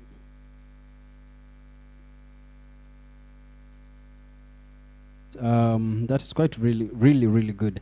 Jasmine, tell us what's happening on our social media handle, and as we see more of what this discussion is doing to them with more questions, tell us. First, there is a lady, Jackie Sapur. She's commending both of you beautiful women for what you're doing in the society, and she says we need more of such in the society for the world to be a better place. So get to all of you. So there is a question being posted and is asking, how for this kazi mtaani kwa vijana, what do I need to do to be enrolled in this? And also we have Joel from Kurosoi says MCAs ought to be proactive in involving the youths. So maybe you can answer on what is expected, what is required for these youths to enroll in Kazi kwa Mtaani Vijana. The only qualification for you to be enrolled in this Kazi Mtaani actually, it's you need to be a youth and you need to be unemployed. And that's why I said we involve the chiefs at the grassroots and the assistant chiefs, because we cannot absorb everybody in the informal settlement. So it's up to them to ascertain, together with the youth champions and other stakeholders in the society, the level of neediness. That's why you need this job more than the other person. So if they ascertain your level of neediness and see that you need to be in the program, then they forward your name so that you can be involved in the program. But it's usually a very fair and open process, so that everybody gets a fair chance, and you don't say uliachwa nyuma and you required. There are some people who do not even get to get the information that employment is happening. So they come to the offices later on after people have been employed, and you listen to their story and you ascertain their level of neediness. So you send them back to the chief so that they are put in a waiting list. In case somebody was seen as very needy and then maybe they've got a better job and left, then that person can fill that position, so that it's you incorporate them depending on the level of assessment. Most of the people, when you send them back to the chiefs, they go and they get the employment through replacements. But those ones who do not go, we assume they were not as needy as they had said they were. Yeah. So I think just to get this clear, they can visit their chief, or nasikia pia mzee nyumba kumi, they can approach these people. Yes, but mostly because we get our list from the chief, they can go to the chief and then the chief will advise them on because the chief will use his own machinery on the ground, nyumba kumi, youth champions, community service workers, to ascertain who needs to be employed or not. All right. So I believe that you have your question answered. Now you know the necessary step to take. And I'd love to give out a big shout out. We have MC Maina Nyatuga. He's watching live from Barnabas. And keep it locked. Share. Let as many youths be informed with what is happening here today. Simon. Yes. Back to you. So this is quite very interesting. As much we are talking this conversation, guys, nataka tujue ni aje, what is happening in your home states, what's happening, what kind of questions do you have? Nungependaje hii county government yetu itusaidiaje, especially wewe kama kijana. Parting shot, madam. Tell us your last words and what you think that you would love for youth to know and to be part of. I would want just to say a bit of what is expected. Like we said, the youths are working in cohorts of 11 days, and then they rest for 11 days. During those 11 days, I would urge the youth to to do something meaningful. By the time they go for 11 days, they have been paid around 5,000 shillings, which is paid weekly, first for 5 days, and then for the following week, they're paid for 6 days. So, like Madam Tabitha said, they can use that money to save or to start something else during those 11 days so that they don't lapse back to idleness and to petty crime. So use that time well, use that time better, and I would like to thank specifically the youths that we have employed in Naivasha sub-county. We have had a very easy time, they are very understanding, and they are doing their work very well. And we appreciate that. Thank you. Very much. That is so very nice. Madam Tabitha, your parting shots from your department, and is this, and I believe this is not even for COVID, but maybe even after COVID, even having the partners on board, I believe they will be still partnering you even after this COVID pandemic and everything. So kindly give us your parting shot as we wind up. The program I talked about did not come as a result of COVID-19. It came a long time ago to address the issue of unemployment. It is a program that is supposed to go for up to 2022, but we don't know what will happen because COVID came and interfered with the full year. Maybe something else will happen and it will continue beyond 2022. On the issue of the youth, we have another program I forgot to talk about. We have the Youth Empowerment Center, which it is not functional right now, but we are refurbishing it so that it is be a one-stop shop for all the youth, so that you can go do your Jira Digital and do your Mikutano there and everything for free, so that we can be able to empower you people. And even the recording you talked about, those things are being installed in the Empowerment Center. We all know where it is. It is in Fiwadani in town, right there in the stadium. It is coming to life very soon. It was supposed to be in life last year, but something happened. It did not come to life. But this financial year, believe me not, it will be life. To the youth, all of you there, remember, success is a process. It is not a one-day event. You have to work the process. The process has up and downs, but you have to persevere, so you to meet your personal goal. And to all, I know you become responsible and you go far. Thank you. Nimependa hiyo point yenye umesema success is a process. Process inamaanisha nini? Process ni mwelekeo. Mwelekeo inamaanisha nini? Ni njia. Na njia inamaanisha nini? Ni hiyo time. What am I saying? Are you hearing what I'm saying? This is what I'm saying. Yani, what is success? What is Kai? Nasikia nikaa niko very intelligent hapa. Yani kuachieve kama youth, yani ni process, yani ina take time. Hautakuwa billionaire kesho, my friend. That's a lie. And there's a good gentleman of mine alisema jana ati ukitaka kuwa successful, take time. Ukitaka kukuwa na mashida, kimbia. Utaona vile itakupata. So guys, I'm telling you, I'm grateful for you guys who are watching at home. This is an amazing discussion where we are live in Nakuru TV, Mtaani live show, live even on Nakuru County Government social media page, live in Jasmine Mwangi's page, DJ San the Realist Facebook page, and myself, Simor Music. Pia tusisahau, this beautiful deco, the stage, the sound is done by our team player, Ideal Sounds Entertainment. We are live pia on their Facebook page. So, asanteni sana kwa kuja, nimeshukuru sana. Manzi tumeongea kama watu very much intellect, yani. Na wazazi wetu kweli, hizi pesa tunatumia vizuri, yani ndio tuweze kuempower wengine. Thank you very much. So ladies and gentlemen, as we're getting ready with DJ Stan, I can tell you one thing. DJ Stan, vile tu nasikia tunajitayarisha. When you mna watch home, just know. If you have any question, andika hapo. Madam, what is your social media handle, by the way? Nasikia kuna Facebook, baka Instagram, ati baka Twitter. Nasikia baka kuna IG, zile mapose like this. Madam, tell us. Hata amini, sinaona, haamini ya kuna social media. My goodness. Twende kazi. Myself, I'm a Facebook person.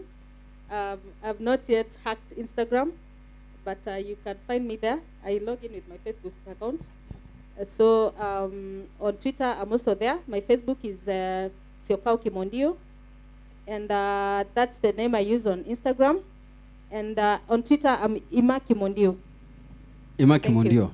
Nakwambia wazito wako baka Instagram. Guys, it is what it is. Mom, uko Facebook? Wewe. Nakwambia. Baka nasikia tu bako kwa Twitter. Uko baka Twitter handle? Even IG. Bado IG? TikTok? Yeah. I'm telling you, this thing is happening. Mom, give us your social media handles tafadhali. Wanaweza kukufuata hawa wakuulize swali zote wanataka. Okay, I don't have a departmental handles, but I have personal. If you go to the is Tabitha Jenga, utanipata hapo Facebook, and then on Twitter is tabijenga@gmail.com. Thank you.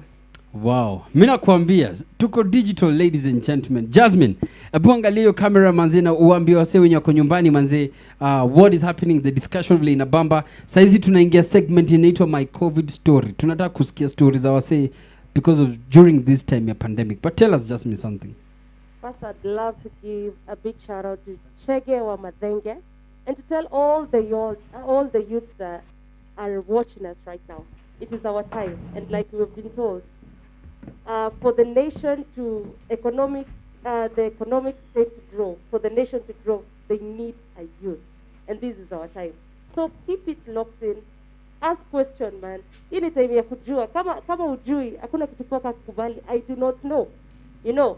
So this is the time to ask, and let's grow, people. Let's grow. I think we've already learned today that we've moved from the section of the white collar job. We can use what we have, whatever skill you have, whether it's a talent, it's a gift, use that, you get. And we've been privileged enough to have people who can guide us on the right channels to approach. And also I'd love to appreciate everybody who is here with us. You are saying mekwa sana, mekwa engaged, mekwa chill. So a big shout out to all of you. Simon. What's poppin'? Mina kwambia niko hapa niko na DJ Stan the realest, yani the dopest DJ. Only DJ kwanza the light. I think he's the most light skinned DJ in Nakuru town. Hao wengine wote ni example. Huyu anakuwa mzungu DJ. Huyu ndio anitoa the one and only one of the best DJs mazini Nakuru town, na pia ametake opportunity kukuwa part of this movement ya ku make sure that tuna bring change kwa society. So guys, DJ Stan, abu uambie kitu unasema ati unasalimia, ati ungependa kutuma salamu kwa baba na mama Anyway, youth, this is our time to celebrate ourselves. As much as tunaweza sema COVID ime affect vitu, but we still keep hope alive. Sawa? Yes. All the way from the one and only DJ Stan the realest. DJ, twende kazi man. All right.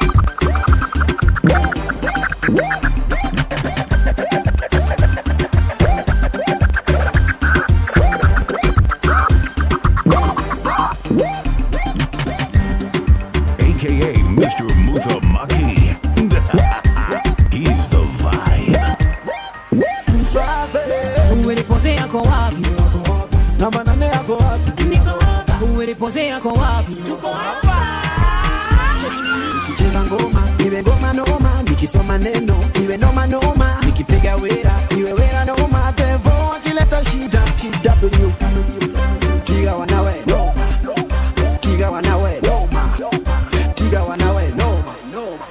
milima na mabonde nimepitia re, nikisukuma neno la Bwana re, nazochukire okay, tiga one away, okay, tiga one away, okay, tiga one away. Lord, I want to praise you every single day. I want to love you every single day. I want to praise you every single day. Pause. Kama nikicheza ngoma iwe ngoma noma, nikisoma neno iwe noma noma, nikipiga wewe iwe noma. Kila tashinda TW. Yo, mina kwambia a lot is happening with the one and only DJ Stan, the realest, one of the dopest DJ 23. DJ, ukichezea chini ya maji, niko na some good and an amazing news kwa youth wote wenye kwa hiyo pande ya. Yani naambiwa MCA wenyu anaitwa Madam Agnes Murugi. Anasemaje? Ati wali allocate this year 1 million shillings kwa machines za car wash. Wali allocate 1 million shillings kwa barbershop machines za kunyoa wase. Pia 1.8 million shillings iko kwa ofisi, wanangoja kujua youth kama nyinyi mnataka tufanye developments gani zingine kwa society hapa Hell's Gate. Na pia naambiwa for all the youth groups manze mnafaa kuregister. Mwende kwa ofisi ya Madam MCA Agnes Murigi naweza kuambia more of what is happening. Niko sure every word MCA wao wamekuwa kufanya kazi ku impact my youth. So Madam Agnes Murigi, I salute you for having all these millions that is assisting. Ni nini PA wake? So secretary amesema so secretary amesema MC wa Hell's Gate, MCA wa Hell's Gate amefanya job, anaitwa Wasusi. He's a gentleman, right? So Mr. Wasusi, MCA wa Hell's Gate, umefanya kazi fiti. Yani baka secretary manzie amekuwa impressed baka anashindwa kuandika jina yako. Oh my goodness. So MCA Wasusi all the way from Hell's Gate, asante sana for 1 million shillings za machines zenye za car wash umekuwa ukifanya. Another 1 million shilling ya machines za barbershop za kunyoa wase. MC Wasusi pia nasikia uko na 1.8 million ziko mali zimekaa chini zinangoja vijana wakuja waulize swali vile wanaweza kazitumia. And so my youth wote watakuja kwa ofisi yako saa Wasusi to register and be part of this amazing. So ladies and gentlemen at home, DJ Stan, the realest.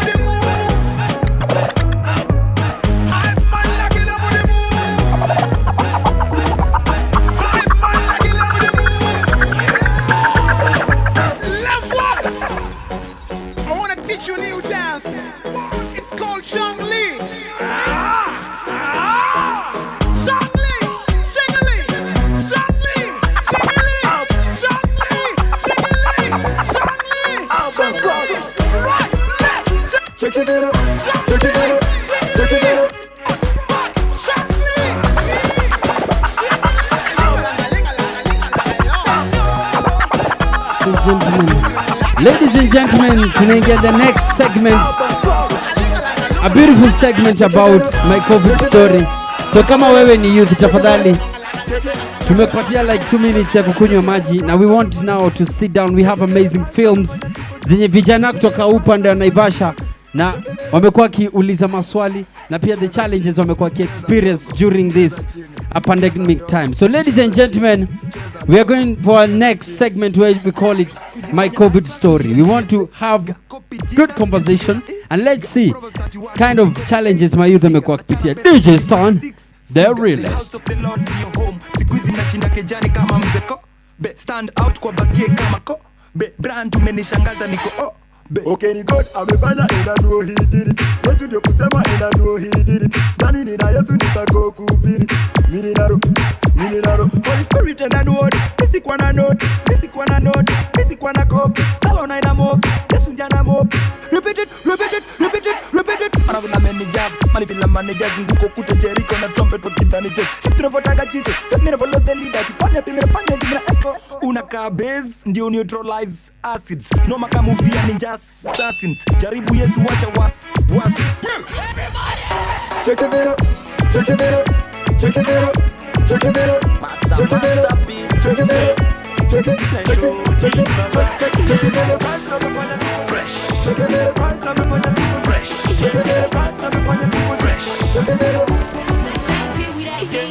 Mambo vipi? Fresh. Niko vipi? Fresh. Easy. Fresh. Yo niko na Yesu. Fresh. Mambo vipi? Fresh. Niko vipi? Fresh. Easy. Fresh. Yo niko na Yesu. Fresh. Freshy. DJ Stan, one more time. Rewind and come back again. Mambo fresh, yani, with DJ Stan in the building. And those who are watching at home, ladies and gentlemen, this is what is happening here in Naivasha, where we are having an amazing discussion concerning the youth week. Now, here we want to know more how we can involve them to be part of this amazing movement. We are live here in Nakuru County Government official Facebook page, Nakuru TV, Mtani live show, Simone Music, Ideal Sounds Entertainment, DJ Stan the Realest, and Jasmine Wangi. Let's go! Niko na Yesu. Fresh. Mambo vipi? Fresh. Niko vipi? Fresh. Easy. Fresh. Niko na Yesu. Fresh. Freshy.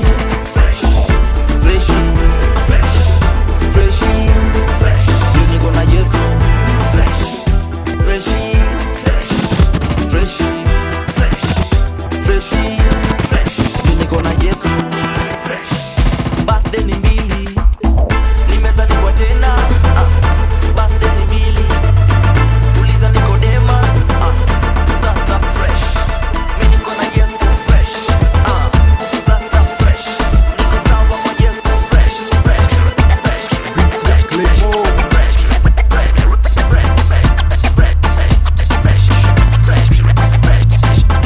Ladies and gentlemen, that is DJ Stan the Realest. You can follow him on Facebook page, Instagram, Twitter, TikTok, DJ Stan the Realest.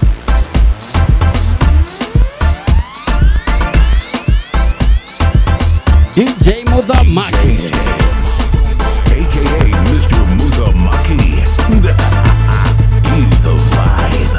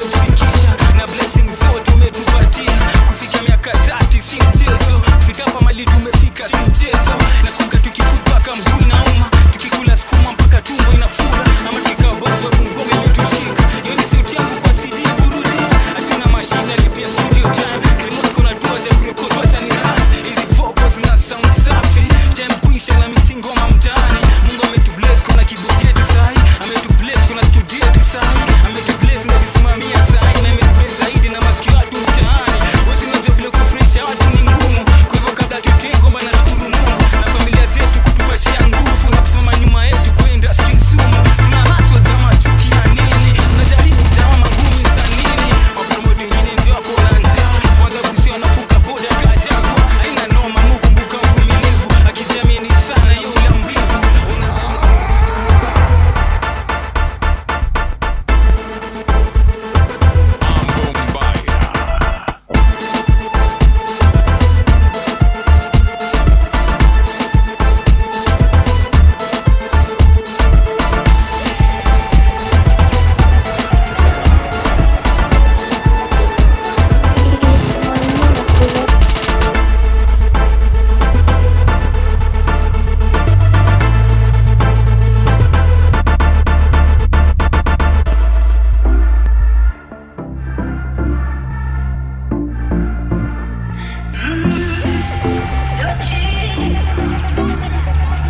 It's vanilla flavor. The iconic. Toka kusini hadi kaskazini, pendo lako lazidi kunipa amani. Kule nimetoka mbali sana, ninakoenda najua nitafika. Kufananisha na nani Jehova aliye kama wewe, hakuna, hakuna. Kufananisha na nani Jehova aliye kama wewe, hakuna, hakuna. Ni msifu na ni mimi, hakuna kama wewe, kama wewe. Nikuogope na ni mimi, hakuna kama wewe, ila wewe. Can't ball in a life, man. Go on with it, go on with it. To us, yeah. So we are coming with a force, yeah. Blessings we are reap and we coursing on full. Oh, we not rise and boast. Yeah, we give thanks that we need it the most. We have to give thanks that we really supposed to be thankful. Blessings all for my life and we thank God for the journey, the earnings are just for the plus. Yeah, and gratitude is a must. Yeah, we see blessings fall by my right hand. But I toast for the friends that take off every load. One time did sit down in a class and we bored dead. Only said the road and we go on with the road. Third form say me try a thing, and you know it formed out to be a fire thing. Now up on stage with chronic say I sing. Yeah, see me all the kids soon get the higher ring. Like hello brother, me say I had to shot ya. Saw your poster, spectacular photo. Keep it burning, yes that's the motto. If me the butter pass through your soul, to can't ball in a life man. Me have a shadow in a new day. Yeah, very nice shadow in a new day. Yeah, very nice shadow in a new day. Yeah, very nice shadow in a new day. Yeah, Turn it, DJ Sam. Hey, bye bye mugule lande gomma. Amutu mdanyo. Wow.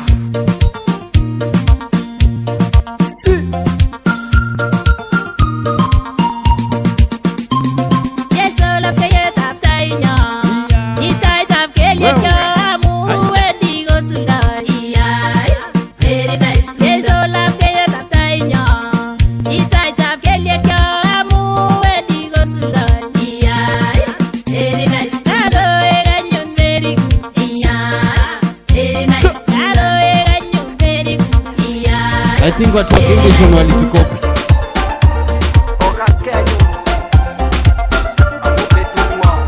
So guys watching at home, this is an amazing show.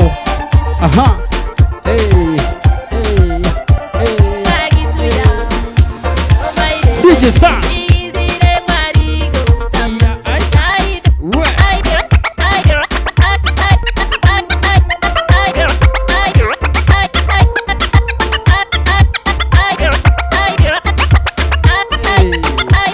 Let's go, DJ Star.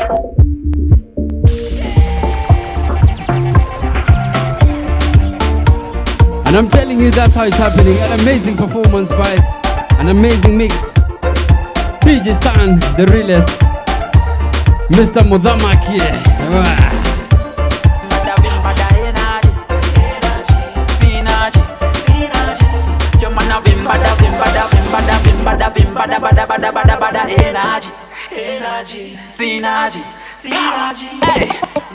Bad like a David. Watch a pose and rock it like a baby. What to say? What to say?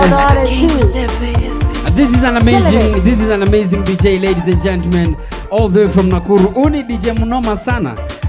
DJ Stan, kukupata tukupata kwa social media, DJ Stan the realest. Yani that's how we are doing it. Kama uko on Facebook manze, follow this an amazing DJ, and that's how we're doing it. We want to show that Nakuru County iko what you call 100% quality standards when it comes to events. Whether it's set up, sound system, everything, Ideal Sounds Entertainment. When it comes to DJ, A for Entertainment. When you have to broadcast live all the way where we are, Nakuru TV, got it all. And ladies and gentlemen, pia, if you want an amazing host, amazing musician, artist, manze, tunakupatia courtesy of an amazing host, Jasmine Mwangi. Yeah? Uh-huh. Kasai more music. Yo, We got nakwambia, we got you. That's how it is, yo. Yani, what am I saying? We got what? So, ladies and gentlemen, we are going to an amazing segment where tunataka have what we call my COVID story. And now, we want to have an amazing discussion. And tunataka kuambiwa stories of how our youths, the challenges they've been going through. Na pia we're going to see an amazing videos of them maybe giving us a story. Jasmine, do you have anything to say about that? I'm just looking forward to what my COVID story is all about. Because apparently here, some people say that COVID was very necessary. And due to COVID, some have realized new skills, new talent, and they're already making it possible for them. So big up to all of you. Let's wait and see what my COVID story is all about. That is awesome. So I believe we have a lineup. So, ladies and gentlemen, I got amazing people on my list here. So they're going to be on the screen. Welcome to my COVID story.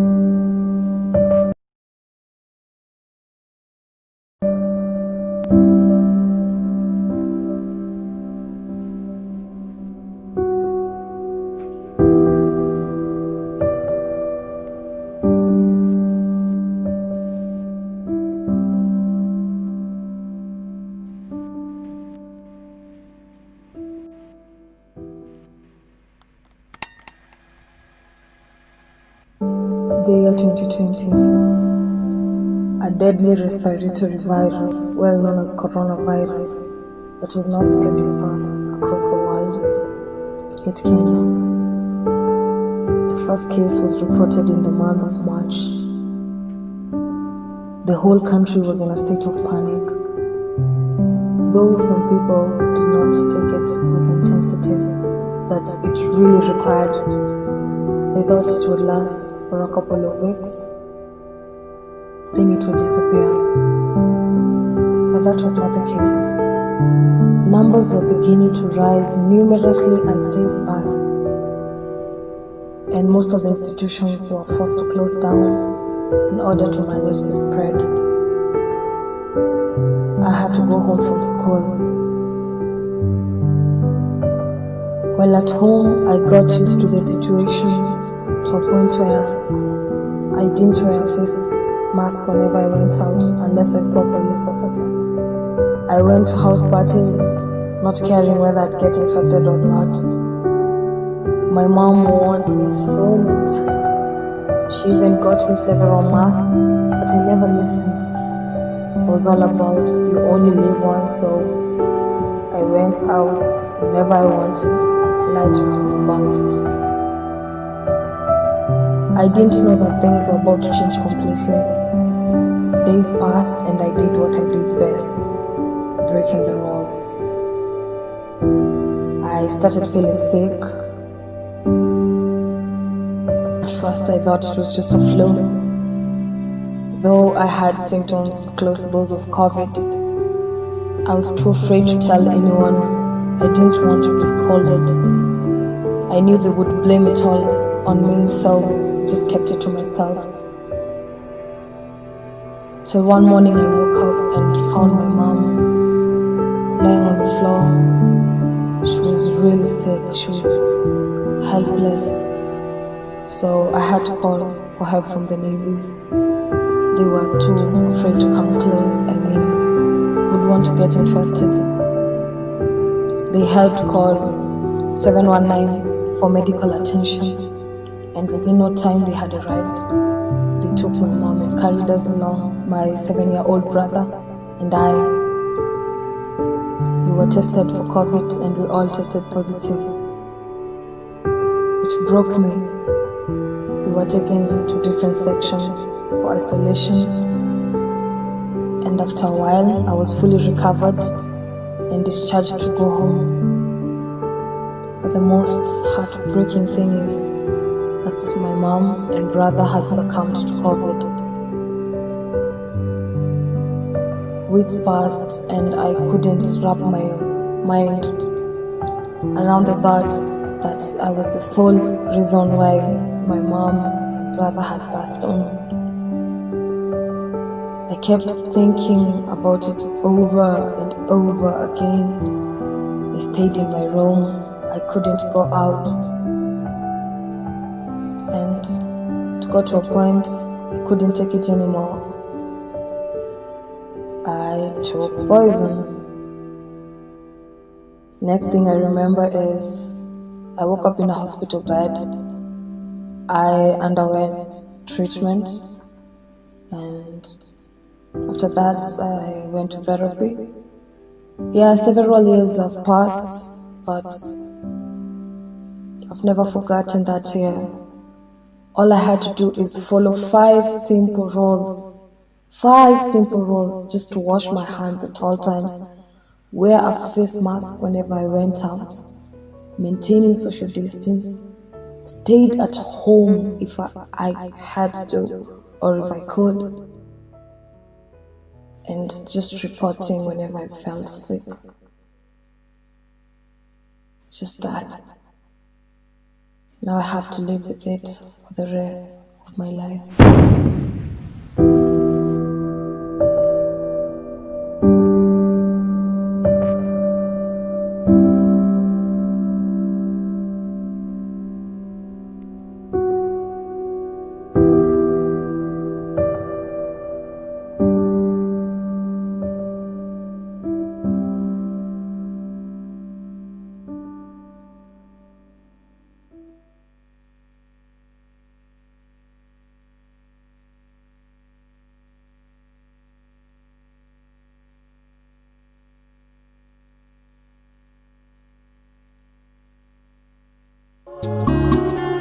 Amor, onye ka m ga-akọrọ? Iju amor, onye ka m ga-akọrọ? Chukwu okike si m nwe olileanya. Olileanya ọ sị na ọ ga-adịrị m mma. Amor, onye ka m ga-akọrọ n'ue? Iju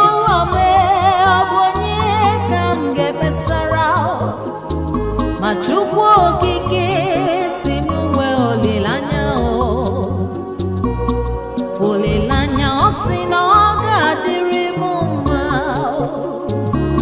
eziokwu ama m na ọ ga-adịrị m mma ebe Chukwu kwuru ya ekwere m kwesị ike enwere m olileanya na ọ ga-adị mma olileanya ọ sị na ọ ga-adịrị m mma o echiche echegbue m ewo ewo arịrị erigbue m ma Chukwu okike si m nwe olileanya enwere m olileanya ọ sị na ọ ga-adịrị m mma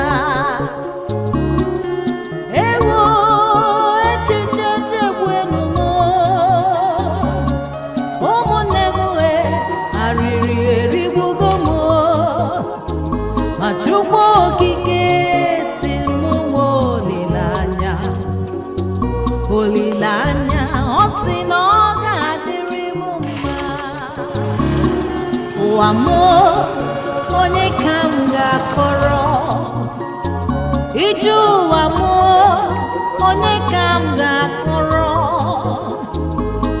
Chukwu okike si m nwe olileanya olileanya ọ sị na ọ ga-adịrị mma ụwa m onye ka m ga-akọrọ n'ue ije ụwa m ọ bụ onye ka m ga-ekpesara ma Chukwu okike si m nwe olileanya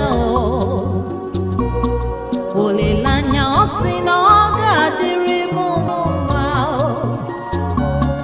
Chukwu kwuru ya ekwere m kwesị gị enwere m olileanya na ọ ga-adị mma olileanya ọ sị na ọ ga-adịrị m mma echiche echegbue m ewo arịrị erigbue m ma Chukwu okike si m nwee olileanya enwere m olileanya ọ sị na ọ ga-adịrị m mma ewo echiche chegbuenu m ụmụnne m arịrị erigbugo m ma Chukwu okike si m nwee olileanya olileanya ọ sị na ọ ga-adịrị m mma ụwa m onye ka m ga-akọrọ ije ụwa m onye ka m ga-akọrọ Chukwu okike si m nwee olileanya olileanya ọ sị na ọ ga-adịrị m mma ụwa m onye ka m ga-akọrọ n'uwe ije ụwa m ọ bụ onye ka m ga-emesara. Guys, as you have seen, nakwambia, this is what we call my COVID story, where tunaangalia the kind of challenges my youth wamekuwa experience and they're giving it as a story. The first video was a lady called Mary Paul. I may give a story about how, imagine a young lady and infect the family, but and I get better, but on the process and I lose the mother and the brother. That was quite of a very interesting. That's why we are telling it. It's a COVID story. Pia the next one imenibamba sana with a group it's called a film group in actually upande wa Gilo. Pia walisema na wengine wanaishi huku hivi upande wa Naivasha. Wame cooperate to do something amazing where it's about a lady who's pregnant na kumbe akona hiyo ugonjwa wa COVID. Kumbe mtoi naye mtoi juu akona COVID ndani anakohoa man, so sad. Ikafanya mpaka madhi akaishia. Yeah. Jasmine, what do you think? I think it was absolutely beautiful because it's happening. When our youth were express at this point, like they have Mary Paul, it's happening where we've had people got infected and they lost their parents. And also on the second video, stigmatization is real. We've heard of people who've been infected with COVID and even after recovering, the society does not accept them. Anaambiwa ule ni ule mtu wa corona, yeah? So seeing our youth being able to express and tell their stories and capture them in such a way, maze big up to all of you, man. I can only say that we're going very far. And also to everybody who is watching us at home. Yes, to everybody who is watching us at home. I think we have to accept that this thing just found us. It's a pandemic. And just in case you know someone who got infected and recovered from that disease, COVID-19, kindly don't stigmatize them. Akishapona ni hivyo, haiwezi kupea hiyo ugonjwa. I think we have the beautiful lady who, I think it was in the second film, the pregnant lady. Yes. I think we'll have her on stage to come and tell us what inspired her to tell that story like she did. And karibu sana. Have your mic. All right, and ladies and gentlemen, those who are watching at home, nakwambia, tuna have a very amazing discussion where tunaenda kujua, is it true? Hizi stories zenye wametupatia wanatupatia kama example ya kenye ina happen kwa society ama ni staff tu yenye wamesema siniandike COVID yenye msema amegonga ukuta akakuwa na ugonjwa. Unajua. So, karibu sana Catherine, right? Yeah, Catherine. Yes, so tafadhali tell us your name na your group you may shoot now this COVID story. My name is Catherine Wamboy. I'm a member in that group called Gilgil Media Film, and we have been trying our best kuletea watu what is happening in on the ground, and the real things which are happening. And the story you've just seen here, it's something we saw. Actually, we are from different wards, and one day we were like, what have you seen? Ume experience nini uko nje during these times? And it was like a coincidence, ama sijui, it happened. 3 people from the same group said the same thing. I watched someone dying due to this pandemic. They ignored her. It was actually women who are pregnant. But in one case, one was from a family where they had this. One of the family members was infected with the COVID. So she was mistreated. And that was sad. We decided to tell and to show the world what is happening. And actually, we need the CS to tell us. These people, if you can look at everything the way it is, they decided not to help. Why? They were told to keep social distance. Why should I help you? Why should I touch you? I have no protection. Sina gloves. Yeah, I just have my mask. I will contract the virus if I touch you. Were they wrong? That is a question. Whoever offered help, yeah, it was right. But what if this person was infected? They would end up getting infected too. They needed to help this woman, but they also could have contracted the virus. So what is the right thing to do right now? We have no answer to that question, because we are told if we continue to behave normally, the disease will treat us abnormally. People have left everything, our culture. We used to help these women. Hungeona hata mtoi angeona huyu mama anateseka, angemsaidia. But right now everyone is like, no, I mind my own business. Yeah. So with that, naweza kasema this second video umefanya out of a real life experience. Yeah, out of a real life experience. And that happened in where? It happened in Gilgil. Gilgil. Yeah. Now, maybe if I can challenge you, among that person mwenye probably mnasema maybe mwill get inspiration from, are they among the numbers that during the pandemic walikuwa mentioned kwa like happening in Nakuru, ama ni ile nye maybe sasa maybe vijana na madaktari tu ndo wanajua? Okay. The person who mwenye tuliact na story yake alikuwa mentioned. So yeah, it was like, it's so real, but still we don't know what was the right thing people should have done. Yeah. And I like the fact that you pointed out the question whereby probably someone was willing to help this woman, but there is a question, I've protected myself by air of breathing, like with the mask, but I'm scared. Should I help you? If I touch you, I'll contract it. Yeah. Yeah. So it's just amazing to see what our youth are doing. You know, like you picking up these stories and creating awareness to the people out here. Because also I get the aspect of stigmatization. Yeah. Yes. And I don't know what inspired you, aside from seeing that story. Was there something that drove you to like tell the story and create awareness to our people?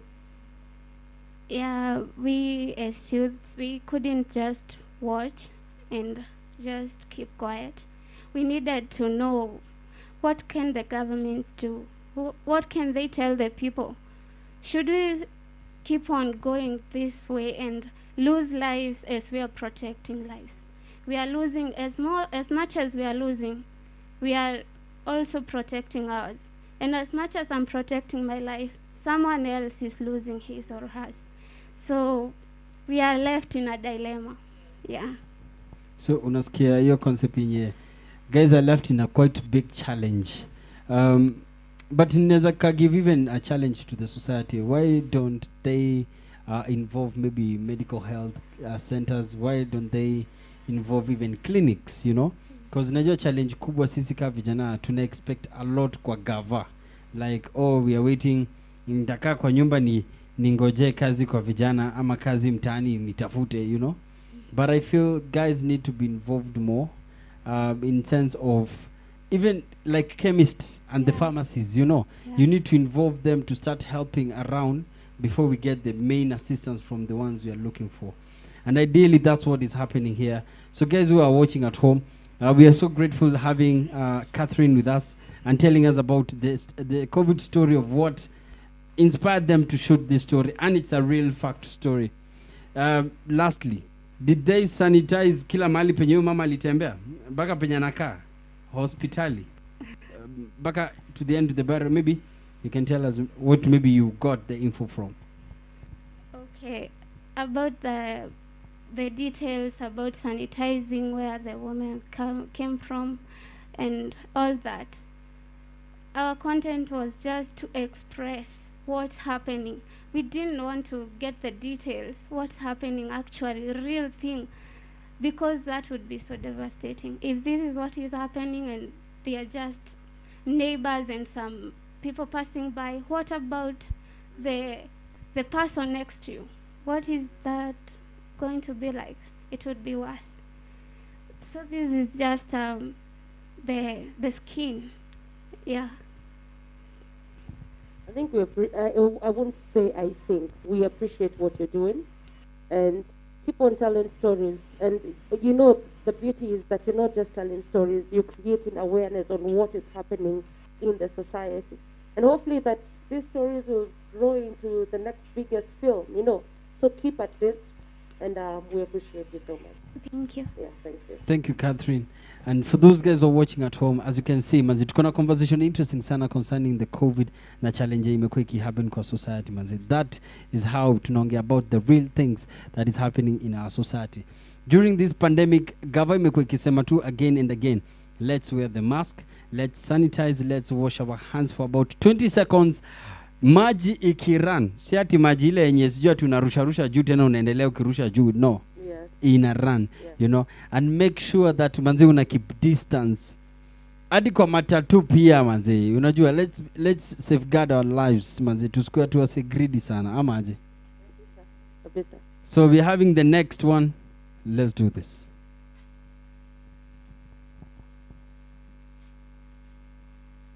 Karibu sana. I think we'll start with you give us an introduction. What's your name? What's your COVID story? What do you do?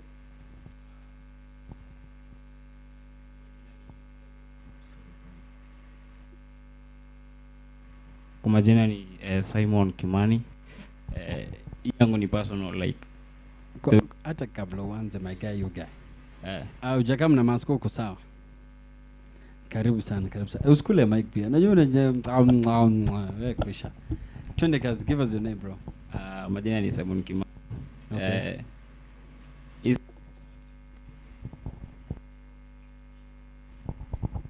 Hii stuff ya chat ilianza tu like ni stuff iligonga tu hivyo tu bila kujua.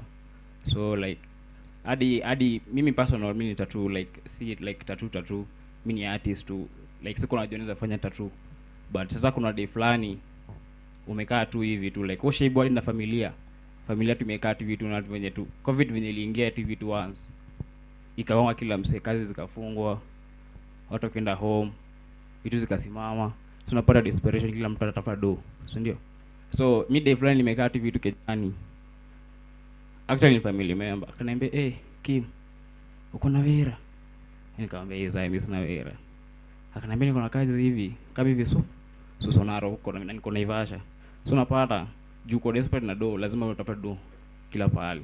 Sasa mimi nikarauka nikamwambia maadhi fanya sina fare, lakini kuna wera nalipa vizuri kazi ya stima na kila mtu anajua nalipa kazi ya stima nalipa vizuri. Sasa mimi nikapaka vitu zangu nikaenda hadi Suswa huko Narok. Una keja una nini uko hatuna kazi yako, amekwambia kuna wera. Sasa sisi tuko kaa kumbe mimi sikujua plan za kazi yangu ni gani. Sasa sisi tuko kaa ilikuwa Sunday, akaniambia mchana anakuja Monday. Kuna site fulani iko Suswa ya China ya stima. Sasa si mimi kukaa tu Monday ikafika. Nikamwambia unanipeleka. Actually the funniest thing hakunipeleka. Aliniambia fanya hivi, mimi nakupea direction. utaenda upande mat, ukishapanda hiyo mat hapo tu kwa kona tu, kona sasa ni kuteremka kwa lami, utaambia tukonda hapo kwa kona akwe kwa hiyo site ya China. Ukienda kwa gate utapata soja fulani kiwete hivi. Sasa mimi nilikuwa najua hizo sasa description kusahau.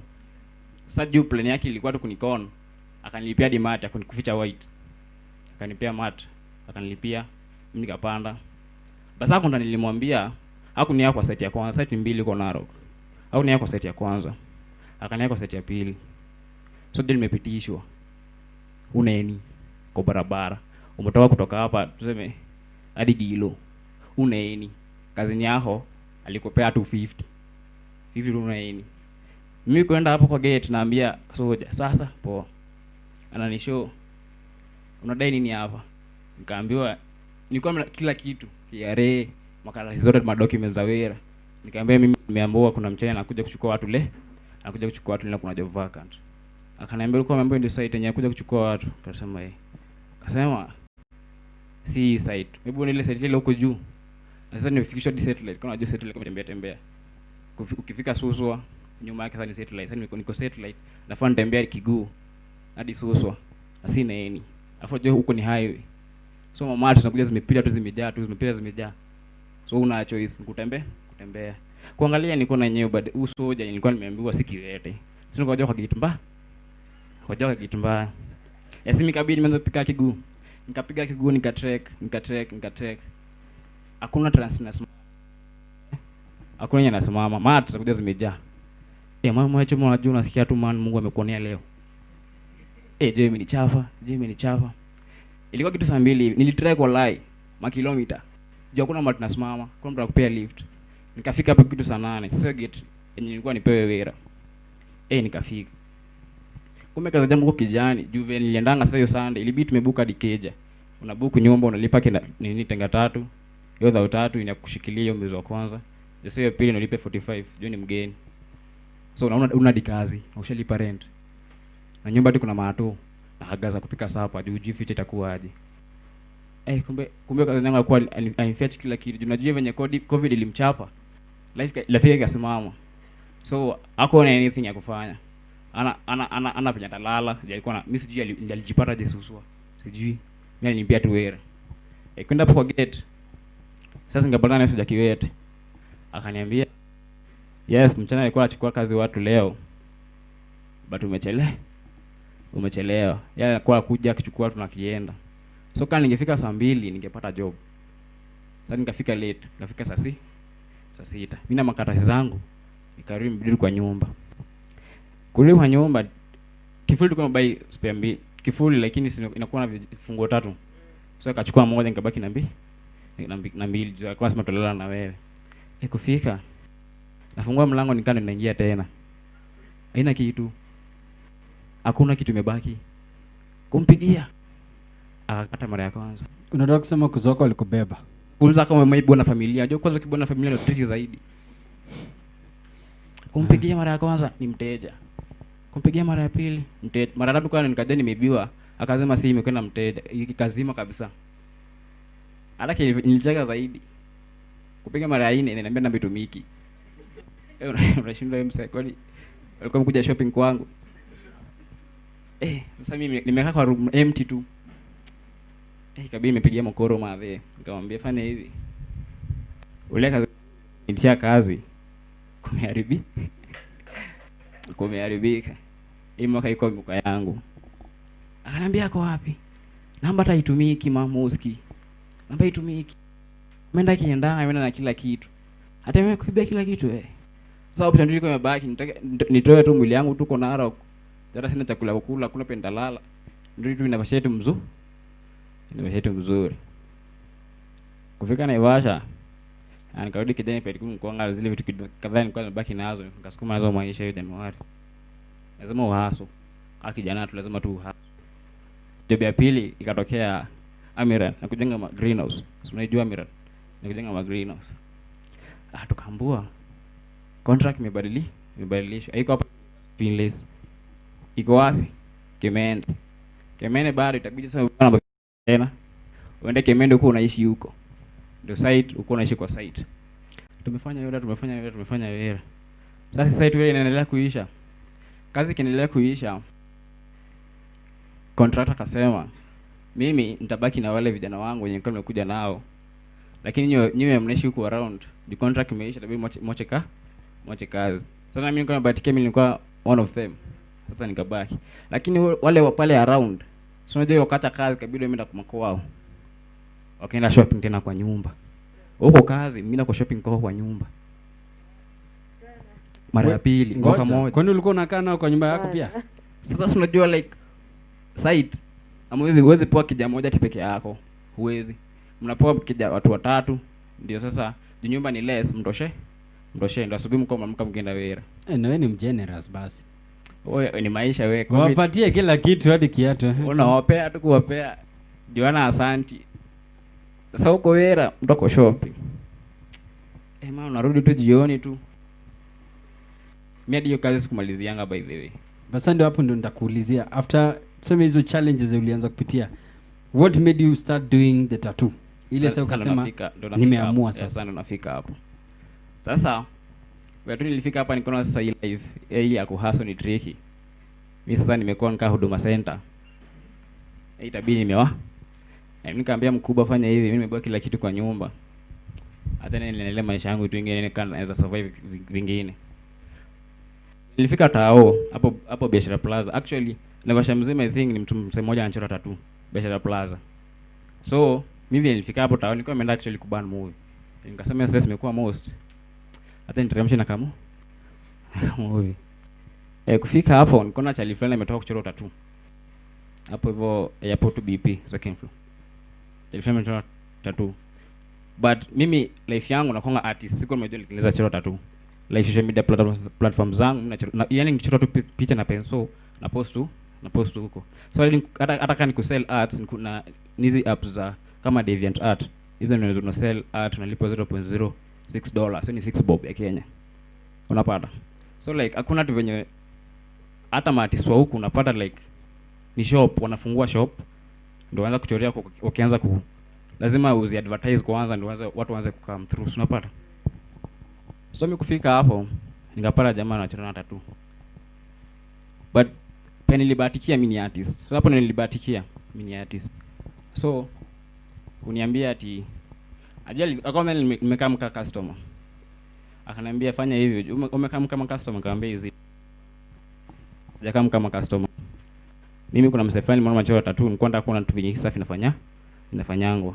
Sasa mimi nimeishi kusell arts zangu lakini like itabidi nimehasa hizi kazi zingine juu sasa zinipei do. Akaniambia wewe mzuri bado msee akwangi like ule msee like anaona nikawa nataka kulia biashara yake hata yanakufukuza. Aliambia fanya hivi, tungoja kasoma come through. Atakuwa hata 30 minutes kuisha. Boyfriend akakam. Akaniambia utamchora. Nikamwambia aje man. So anataka kuona kana mvako style yako, na pia ulimuonyesha kidogo sketch ndio ajue pia uko fit. Because of course hawezi kuja umwambie bro nataka kuchora zi tattoo kupatie client hata ni kushot. Hata si lazima uko artist personal. Kuna venye unaweza print paper alafu utrace alafu niko kwa skin yako ndio nikuchore na hiyo. So na mimi si artist basi na sketch tattoo nimechora kwa mwili yako. So venye msee alifika akaniambia unamchora. Nikamwambia hizo tricky msee. Ndaribu nyama yenyewe. Na hii nyama msee hakuna pita patikana nyingine. Ikienda imeenda. Utamchimba msee. Na ni tattoo, unajua tattoo tu utamchimba. Maisha yake mimi sitaki. Nikaanza kusa. Akaniambia msee hakuna je usara. Umekaa hapa ujui maisha, si ndio? Sasa nikamshow before nimchore. Hata njaribu na nyama yangu kwa. So utaanza na mwenye shop. So we are going to show ladies and gentlemen some of his works. Pale kwa vitu zenye amekuwa akifanya ndio muone pia, si msi anasema alafu akachora maybe ni ka butterfly, si ndio? Hata kuna moja twende kazi. Shaggy kuna yenye copy vile. Check hiyo ni kali sana, alichora line 3. Mpigeni makofi tafadhali. Mpigeni makofi, very nice. Anyway, line 3. Wapi makofi mengine tena tafadhali? Very nice. Kuna story yake. Alright. Actually hapo nilianzia. When nilisema sasa nijaribu kwa nyama yangu. Akaniambia unachora nini? Mimi sina idea. Sina idea nachora nini. Lakini hata kwa nini kama naweza jaribu. Kunipea machine, najua ni stima. umetetemeka. Lakini lazima tuchore. Ndio msee aone uko serious. Sama kwa amefanya hivi msee. So kutakuwa iko urudi. Nikachora leni ya kwanza. Pili. Ile nadhani nikamwambia msee mimi nimesari. Kai ndio chungu iko hapa hivi mimi nimesari. Akaniambia ni sawa. Acha nikuache hivi safi nafanywa. Sasa mimi nimekaa kando. Sasa ndio shagi. Hiyo ndo tatu alinichapa ya kwanza. Tatu yangu ile ya kwanza alinichapa. Akaniambia ukitaka kuchora tattoo lazima ujue msee kama atasikia uchungu. Like unajua unaweza angalia hivi msee ndio ujue msee kuna mwenye za react.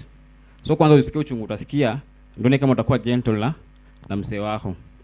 So ikabidi sasa mimi msee nikaanza kuona kichorano. But sasa after kuona hiyo stuff like si tricky hivyo like naweza fanya mambo ya tattoo na nilishe. Hapo sasa nilimwambia anipige hizo hesabu za mashini za kila kitu. So kuwera umetoka kuibua kimende. Alafu nakuja unachapuko bei nyingine. Ati mashini tu moja 1500. Unasonga nyuma kidogo. Hajamaliza kuna masindano, kuna like everything. Ndio kichatatiu mijae kila kitu. So kama mashini peke yake hiyo si kit mzima ni 15k. Unawera, una nini? Napo unaona utakulia tu maisha tu. Sasa mimi nikasema fanya hivi. Acha mimi ni hasu. Nione kama anapata pesa ya mashini. Ikaze ya mtani come through. Hapo nilinyokolea. Yeye unasema ati corona tu. Naambia corona sasa. Mimi naambia corona hata kinao watu naambia asante. Mimi niliambia asante. Jenye Uhuru aliona vijana huko nakaa hivyo. Acha wape kazi. Ya kwanza ilikuwa nalipa 600. Yes 600 ni ndio fiti. Ni 3600 kwa siku 5, yani 3k. Ya 3k kwa siku 5, so lazima utachanga. So nikafanya wiki ngapi? Wiki mbili yani 12. Sasa nikapata jump start. Upata jump start, sasa nikaona mashine yangu ya kwanza. Ndio je chora DMC. Uko tu mashine hapo unangoja makastoma. Customer anakuambia emi kabla unichore lazima niende msee umechora kwanza. Mimi sijakuja bujari msee. Una evidence. Na nikuulize hata kama ulikuwa unachora msee, kwani ulikuwa mchora kwa nyumba yako au ulikuwa unachorana wapi? Sasa tunajua like hauna duka. Msee una duka. Itabidi akuje kijani. Alafu sasa una evidence. Your first client was a man or a female? Najabu unajuaga mtu kazi alianza aje na alianza na nani na alifeel nimefanya kazi hapa. Kesho ndo kwa my first client ilikuwa mimi. Nilikuwa nimechora hizo malaini nikasikiza hiyo uzito. Alafu sasa wa pili obviously peer pressure. Unajua sasa like mimi kama tattooist sasa uambie msikuje kuchora tattoo mwili yako. Yes ni kama tu urembo. So alafu na teenagers my youth peer pressure ni kitu iko. So napata ni kitu iko. So my first client alikuwa dem. Sasa akakuja akaniambia mimi nadai butterfly. Nikamwambia inashediwa ama tu ni like margins. Akaniambia margins. But huwezi nichora kama hujanionyesha proof umechorana. Juu hadi mimi ni dem, ukinichimba nionekane niko na mashimo kwa mwili. Inaharibu soko. Na hiyo butterfly ulimlipisha mia ngapi? So tattoo zilikuwa cheap but the larger tattoo inakuwa expensive. But the smaller inakuwa cheaper. So kama nataka size ikuwe kubwa naongeza do. So kama art ni 7 so. But kama ni was kama vile nimeandika shagi yani punch. Basi kama nataka tattoo ikuwe kubwa, so hapo naweza kulia hapo. So lazima hata mimi nimdanganye. Ni kidogo wewe msihizo nikana. Ukitembea pale nje sasa watu ni butterfly. Alafu ni butterfly na kaa tu butterfly. Sasa unaona lazima tu mchoche. Akasema by the way inafaa ikuwe kubwa. Imagine tattoo yangu ya kwanza. Nimetoka tu kazi kwa vijana. Saa 10 nimechoka. Tattoo yangu ya kwanza nakula ngirimbi. Siku yangu ya tuja kwanza. Sijachora msee. Dadi mimi nilimwambia si uchungu, nikamwonyesha tattoo yangu ya shagi. Si uchungu, nikamwambia ndio tattoo yangu ya shagi. Sasa kumwonyesha msee nimechora. Hizo mapicha siwekangi. Sijachora msee. Sasa nabizo mapicha siwekangi. Ni ile tu like ani biashara. Wewe fanya hivyo kuja nikuchora ujikate. Kwanza that is a very intelligent. Unaona vile yeye ni intelligent. Anataka ku make sure maintain client wake. Na hiyo ujanja unasema ati hizo picha siwekagi. Hata kwanza I think ujanja ulikuwa unatumia ni kujaribu kumwambia unajua clients wangu wanataka privacy. So hata nikichora wanasema hata nisipige picha. Very nice. Sasa sinaona sasa inclined huwezi mpea staff atatoroka, lazima tu ujue, lazima ukulia hapo hadi. So vile nilimchora tatu yake ya kwanza akanipa 2,000, alafu na tatu inakonga go tell a friend to tell a friend. So as long as so tell a friend to tell a friend. Na from there hapo ndio life yako ilichange. Hapo ndio life yangu ilichange. Sasa hizo unakulia tattoo during this pandemic. Hii pandemic. Unafanya kazi ya nini? Kazi nini mtani? Nilikuwa naifanya lakini sasa unaona project like imegawanywa. Pesa imeanza kuongezeka. Sasa unaona like kuna hii ya kwanza na kuna hii ya pili. Sasa unaona mimi ya kwanza nimekosa. Sasa kuna hiyo nyingine ya pili yenye ngoja sasa ya pili. Sasa unaona ya kwanza kaa tu hivyo niko na machine. Au bado ma clients wana come through. So mimi corona naiambia sana hata kama inaua watu. Cheki hata kama sina mask. Mkae chonjo ma. Nimekokolea. Imenyokolea. Na hizo leni tatu zinamaanisha nini? Ni venye tatu. Ni venye msasa kudanganya. Tatu ni uchungu. Sasa naona any place born ni uchungu. Kama hapa mimi nilisare juu hapa hivi staff ni uchungu. Hapa msasa unazalia dakika ni chali unazalia. Juu hiyo ni sindano inaguza mfupa. Na mfupa inafaa iko ndani ya mwili. Haifai kuwa nje. Sasa leni tatu nilisare. Ndio uchungu. Sasa kudanganya tu. Alright.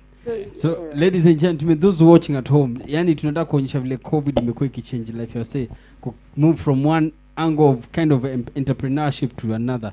My good gentleman amesema mazee alikuwa inspired sana from ku-experience series ya watu kufanya shopping kwa nyumba yake mara pili to a point of kuendelea to a point of kutembea, yani kutembea kutoka sijui Narok mpaka wapi ndio afike Naivasha, and at the lastly to a point of akaingia kwa job inaitwa kazi mtaani. And kazi mtaani kwa his first employment where sasa amefungua kampuni yake my friends. Ati amefungua paka machine zake, anapiga watu tattoo hapo hivi Naivasha side gani? Kama unajua Naivasha Hills Gate bado yes starting capital less ndo nachanga ndio nifungua kaduka. But kama unajua Hills Gate when you call tutakamke jani. Kama ni dem tuongeza mwenengeza baadaye. Without further ado, Miskia, bado wako area, you guys can ask for his you can DM in our DMs uko kwa social media, whether it's the county government, Mtani Live, Nakuru TV, Ideal Sound. Just ask any question that you'd like to ask him. Sindio? So ladies and gentlemen, thank you my good sir Simon for coming through. Thank you and so much. tunapenda hivyo that the kind of experience that's happening. So we're having another thing that's going new, and another gentleman uni rapa mbaya sana amesema amekamna rap about COVID-19, yani coronavirus is getting serious. The symptoms. Yeah. It is what it is. What's up, bro? I'm good, man. Niko fiti. And before anything, naweza taka kuthank the first Mtaani Live, Nakuru County Government, Ideal Sounds, and kila mtu mwenye amefanya hii show ikakuwa successful. Nasema thank you, man. Karibu sana. And before tuambie about challenges we experience. Yeah. Number 1 ni rapper, mnoma sana. Yeah. So manze, DJ, I hope you're ready. Sound engineer, nataka kwanza utuwekee ngoma yako. Nataka kwanza usipiti hizo bars ukituambia vile corona imekufanya ukakuwa a good writer. Actually, twende kazi. Actually, first. First, I have to tell you what inspired me to write about COVID. Sindo? Yeah. You know, basically, Kenyans, let's say Kenyans, tunajulikana ile like, tunakuwaga ignorant. You get? Tunaambiwa sanitize, tutasanitize siku 2, siku ya 3 tushachoka. So, my point before I wrote all about COVID, actually, the basic thing about mimi kuandika COVID ilikuwa like, the consequences. You know, ndio kubali kitu fulani huwa ina happen, ujaiona, ndio kubali kitu fulani na happen, lazima nikuoneshe a client, ama not client actually, a victim mwenye ishaimfanyikia, what's happening, you get all the consequences. So awesome. Yeah. So yani ulikuwa inspired to create your awareness. Yes, the awareness. Awesome. So we'd love to hear your song, to speak when uliambia wase. Mr. DJ, I hope you're ready. Yeah, G symptoms. Yeah. COVID stories. G Simpson, you can stand. Tafadhali unaweza simama kwa hiyo kamera pale. Yeah. Representing Gilgil. Yeah. These are my COVID stories. These are my COVID stories. Story yangu all about COVID. Maafa zote umeleta COVID. These are my story all about COVID. Wase wote umeweka ndani ya coffin. These are my COVID. Jap ule weight kiasi tu. The beat I guess iko high sana. Kiasi tuende tu low kiasi. I hear it. Yeah. Yeah. It's called My COVID Stories, all about COVID. G symptoms. Yeah. These are my COVID stories. These are my COVID. We can't go water. These are my COVID stories. These are my COVID stories. These are my COVID stories. Story yangu all about COVID. Maafa zote umeleta COVID. Wase wote umeweka ndani ya coffin. Maafa zote umeleta COVID. Yeah, these are my COVID stories. These are my COVID. Yeah, these are my COVID stories. These are my COVID. Twende, sina mengi ya kubonga, sikosi machache ya kusema. 2020 tukakungoja but tulikam bila wema. Majonzi kutuletea na kazi kupotelea. Nashindwa wapi nitakimbilia ama ni nani nitalilia. Nikagoda alituacha but still navumilia. Judeli minalia, ulimwengu tulikosea ama ni nini ndio hatia. Wanadamu wanaangamia, umetuletea tanzia. Nashindwa wapi nitaanzia. Kafi kutukazia, mfuko sina kitu. Mwenye nyumba kunigongea, brain sharp iko butu. Nakosa hadi fair, kutreki kakurutu. Dunia haiko fair, sani nini minta duk. Piga magoti tuna prayer. The needy wana spare, wakingoja cha kuwapea. Obvious nje hizi kuwa spare, kwa meza kuna dishi ya kukelea. COVID-19 ni wewe naongelea, na mimi siwezi kunyamazia. Jia, hii pandemic ilianza kitambo, more than 2017. Watu wanapata maball na hata hajafikisha 18. COVID-19 ulikam before 2020, not savage at 21, but fuck kila msana focus 2022. Jia, mi kama msanii na ngoja crowd ndio at least nipige show, but size hakuna dau. Sani wapi nitawaido, juadi size mjengo mas ni una connection. Juadi pandemic man tuishi na cohesion. Kuuza uji na kahawa mtaani san ndio occupation. Na scale toka ngambo imetoka China, na mbona hauko imbo. Umekaa mkaa El Gringo, kutuma daka El Nino. Flood tuko Baringo, locust kumaliza kilimo. Na saa corona umekam kutukill more. These are my COVID stories. These are my COVID. These are my COVID stories. These are my COVID. Yeah. These are my COVID stories. These are my COVID. Yeah. Story yangu all about COVID. Maafa zote umeleta COVID.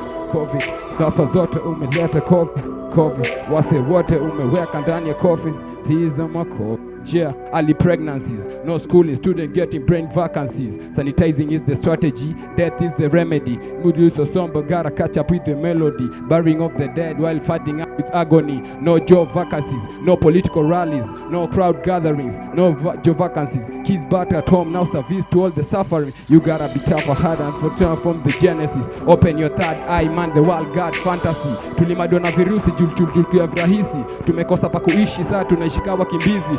Ndio pakudishi man, nimekosa riziki. Yeah, kuwa mwizi but hainiruhusu yangu dini. These are my COVID stories. These are my COVID. Yeah, these are my COVID stories. These are my COVID. Yeah, these are my COVID stories. Story yangu all about COVID. Maafa zote umeleta COVID. Story yangu all about COVID. Yeah, these symptoms man. Endelea hivyo kwanza man. Yeah. Very nice. Yeah, That is really nice. Umesikia? Yeah. Hiyo rap yako mazima imekuwa deep, yani this is my COVID stories. Alafu maziko na my feelings man. That's why I nearly choose that beat. Yeah, at least. So even before me niongee, the beat has already communicated. All right. Yeah, Jasmine, what do you think?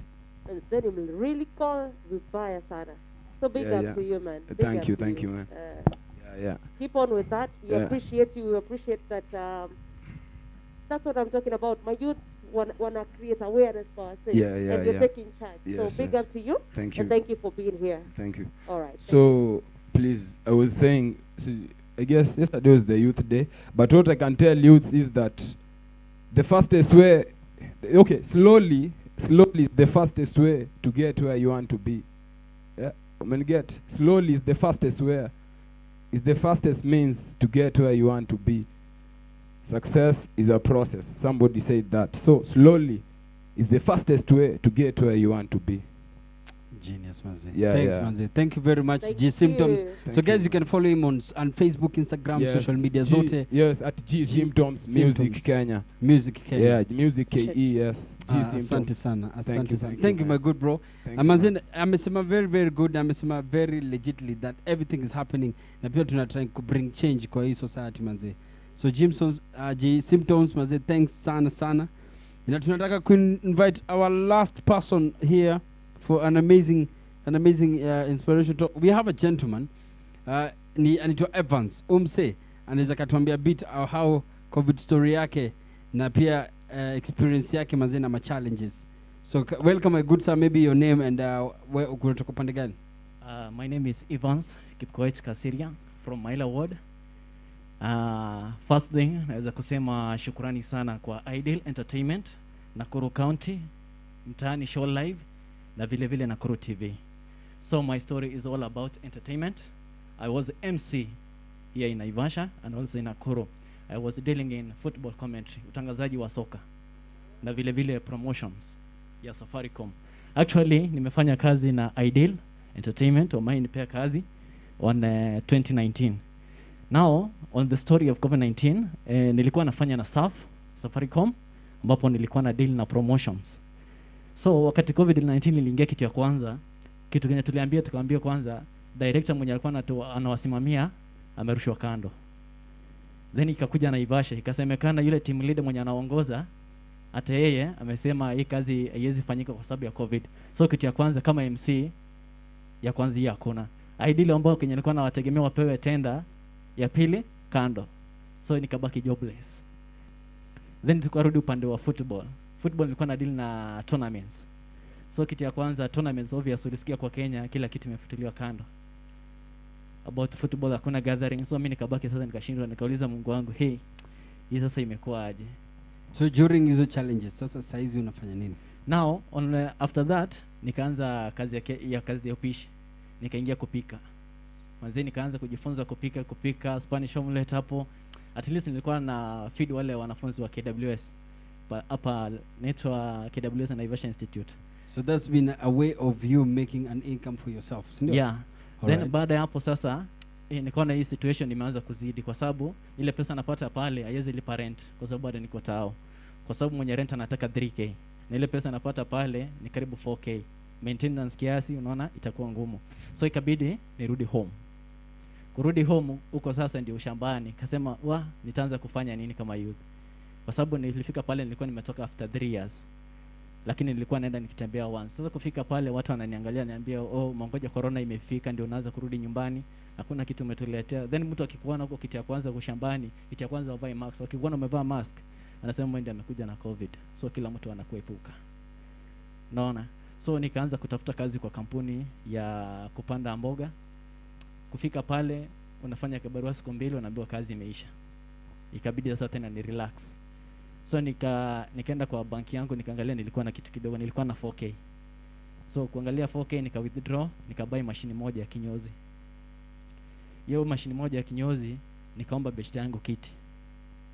Nikamwambia nisaidie tu please, nisukume kiasi. So nikaanza ya kinyozi, saizi bado ndio naendelea nayo. Na hapo ndio napata income. Kwa daily naweza pata around 500 shillings. If you estimate 500 shillings kwa mwezi uko na 20,000. So hiyo 20,000 ya kwanza yenye nilipata nikaanza poultry farming ambapo saizi na estimate kufuga kuku 500. Hiyo kuku 500 ukifanya hesabu kwa mwezi moja zote zilikuwa inatega, kwa mwezi moja utakuwa na 120,000. So it seems manze ulichukua opportunity ya kinyo unafanya kujiimpact wewe mwenyewe personally, because niliambiwa somewhere that Jasmine, I was told somewhere that COVID-19 imebring uhasla ya mse sasa ile ya ukweli. Wacha ile yenye umekuwa kihasla. Yaani inakuletea intelligence. Actually, hata hivi nimekuja hivi leo, hii kiatu ndio inaelezea story. Ukiangalia vile imeshaonwa. Hii kiatu nimekanyanga nao tao miezi 6. Kwanza ilikuwa imeshararuka. Nikasema sasa kwa sababu utafanya nini? Hakuna kitu kingine unafanya. Hata kwa sababu bank saizi uko make lock saving pesa. Hauwezi withdraw. True. Yeah. So nikasema tu acha nijipush. But saizi umejinvolve na projects kama za saizi nimefanya kazi mtaani. Saizi nilienda kazi mtaani. Yes. Lakini sasa wakati hiyo kazi mtaani ilikuwa inaanza ndio nikachaguliwa kuwakilisha Maila Ward as ambassador of COVID-19. So nikaona hakuna haja ninyime mwingine nafasi, wache mwingine afanye. So nikapatia hiyo opportunity. Then sasa kwa life ile Kenya nimeweza kupitia tena nyingine ni kwamba wakati nilikuwa program ya KYOP ambayo imezungumziwa hapa, I was the first psych 1 ambayo nilikuwa benefit kwa hapo. So ile life skills waliweza kunipea, nikakuwa kwamba na practice pale nje kufundisha wajamaa, nikiwapata kwa kikundi na wafundisha about life skills, drug and substance abuse. Na hapo saizi ambapo saizi tunaongea nimeshafanya recoveries ya watu 3 ambapo saizi wako sawa. So naweza kusema ni kitu maana sana ambao tumefanya. All right. Yeah. So thank you very much Mr. Evans for unajua by the way umeimpact wasi sana kwa social media, na pia ni vizuri wasi wana understand, unajua si lazima ufanye kazi kubwa, you can become a boss by yourself, si ndio? Actually mimi nangojea kwanza, mimi nangojea unibebe na gari yako uuze mayai, si ndio? Auze mayai na nini unibebe na gari uniambie twende, kuna mazuri inaendelea huko. Actually let me do something introduction. Mpenzi mtazamaji kokote mahali ulipo, unatupata live ndani ya inaitwa nini? Inaitwa Mtaani Show Live na vile vile Nakuru TV. Also you can catch up live on Nakuru County Government official page. My name is MC Evans Kenya on Facebook, Twitter, Instagram, na vile vile tutasonga mbele pamoja. Keep on tuning na vile vile tutasonga mbele pamoja. Wow, asante sana. so much, Thank you very Ivan. much. Asante That's really sana. nice yo. Nakuru TV pia mshapata mkurugenzi, mnaweza muita for another interview you guys. All right. So Jasmine, Karibu sana. I think tutaanza na introduction, tuambie jina lako, unafanya nini, ndio hata wenye wako pale nyumbani wajue. Yes. Yes. Okay, my name is Joshua. Yes. Joshua Karaoke. I am in charge of fund Nakuru County. Maybe I will highlight briefly of what we do. Youth Enterprise Fund. As Youth Enterprise Fund, we offer credit facility to the young people, and during this time of COVID, we are so much supportive to the young people who are into businesses, those are aspiring to start also businesses. So I will just highlight few of what we do. We give funds to groups. We also fund individuals, owned enterprises, and we also fund the youth that are benefiting through the AGBO, that is the government procurement opportunity. And we give different tunes depending. We are also doing asset financing for the young people. That include machinery, that's our vehicles for doing business.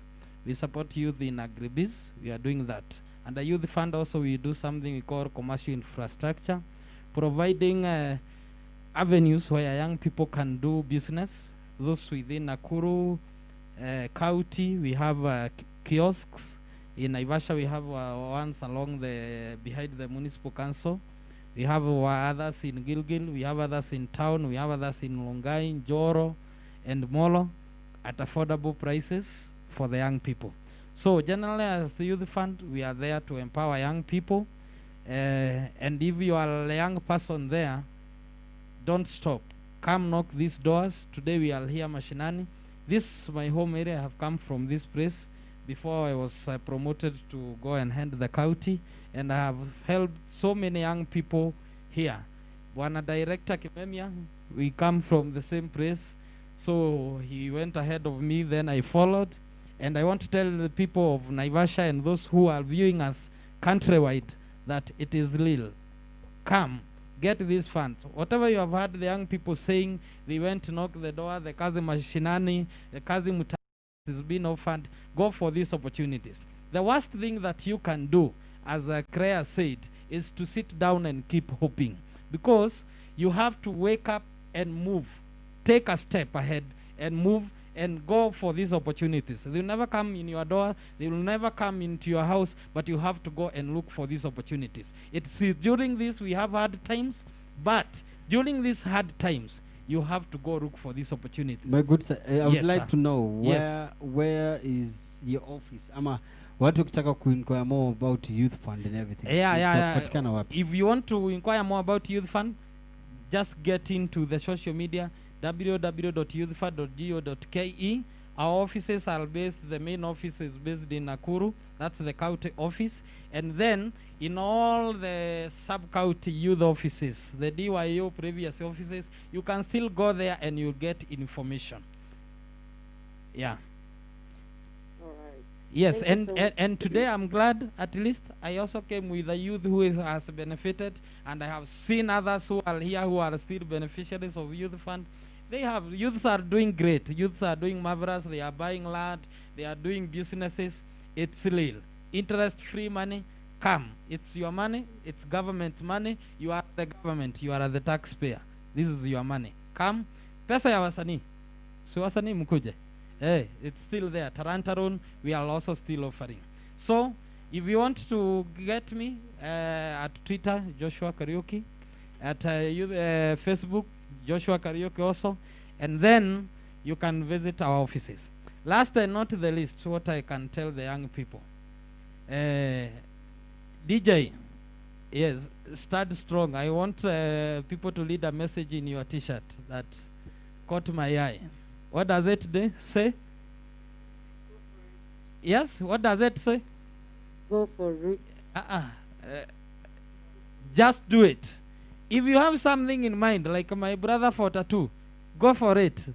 Yes. The problem with youth, you know, you keep on saying serikali haikusaidii, doesn't do this and this. You ask a youth, what can you do? If I give you 10,000, what can you do? A youth just doesn't have even in words. But you see, for him, because there was a will, then a way will always come.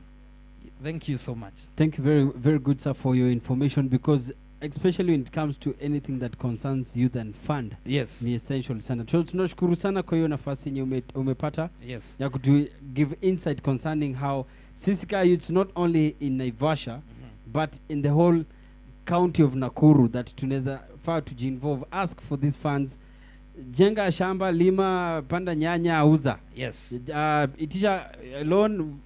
Kama ule brother wangu amefanya mambo ya mayai, ninamsaidia. Yes. So thank you very good, sir, for Yes, everything yes. that you have said, and so that we can involve more and have even our sponsors here on stage. A minute maybe before I Yes. exit the stage, somebody asked a question. I think I was the first to ask. The guy who was seated here, those who applied, not the ones receiving, those who applied money, they applied. I got him. They applied for funds, but they never succeeded. Oni wengine wanapata. Wengine Wengine wanapata. Yes, yes. I want to answer this young man, and I would like to meet him in person. He explain me which group. As funds, we don't issue checks.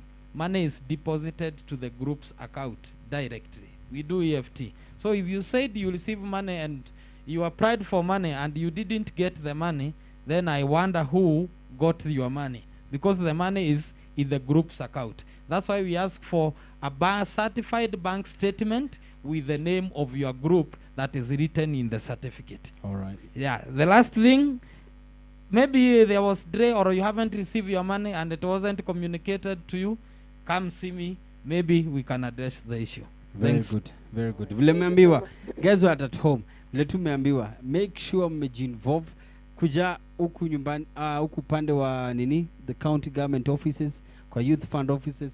Kama ukupata, this time you will be told, you know what, we have them.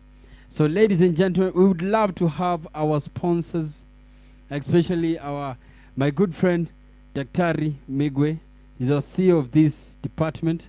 Ningependa mkuje hapa hivi pia muonekane kwa hii social media yetu na mjulikane pia, this is what is happening.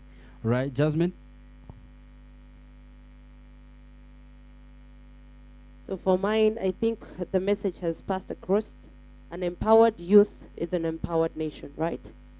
And yes, in regards to also COVID-19, for everybody who is watching us at home, watch distance, wear your mask, wash your hands, do the necessary things that are asked for us. Yes. And we'd love to mention our sponsors pia wenye wamekuwa part of this amazing. Yes, yes. Kuna forms, inaitwa form CIV. Form. Ati? Hiyo jina inakaa cool sana. Unajua mimi kaa tin mpaka niko like wow. Like Gia. That's what's up.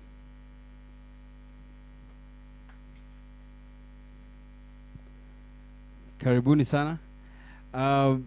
We are so grateful that the county government is partnering with other partners to bring more changes in our society, especially what is happening here.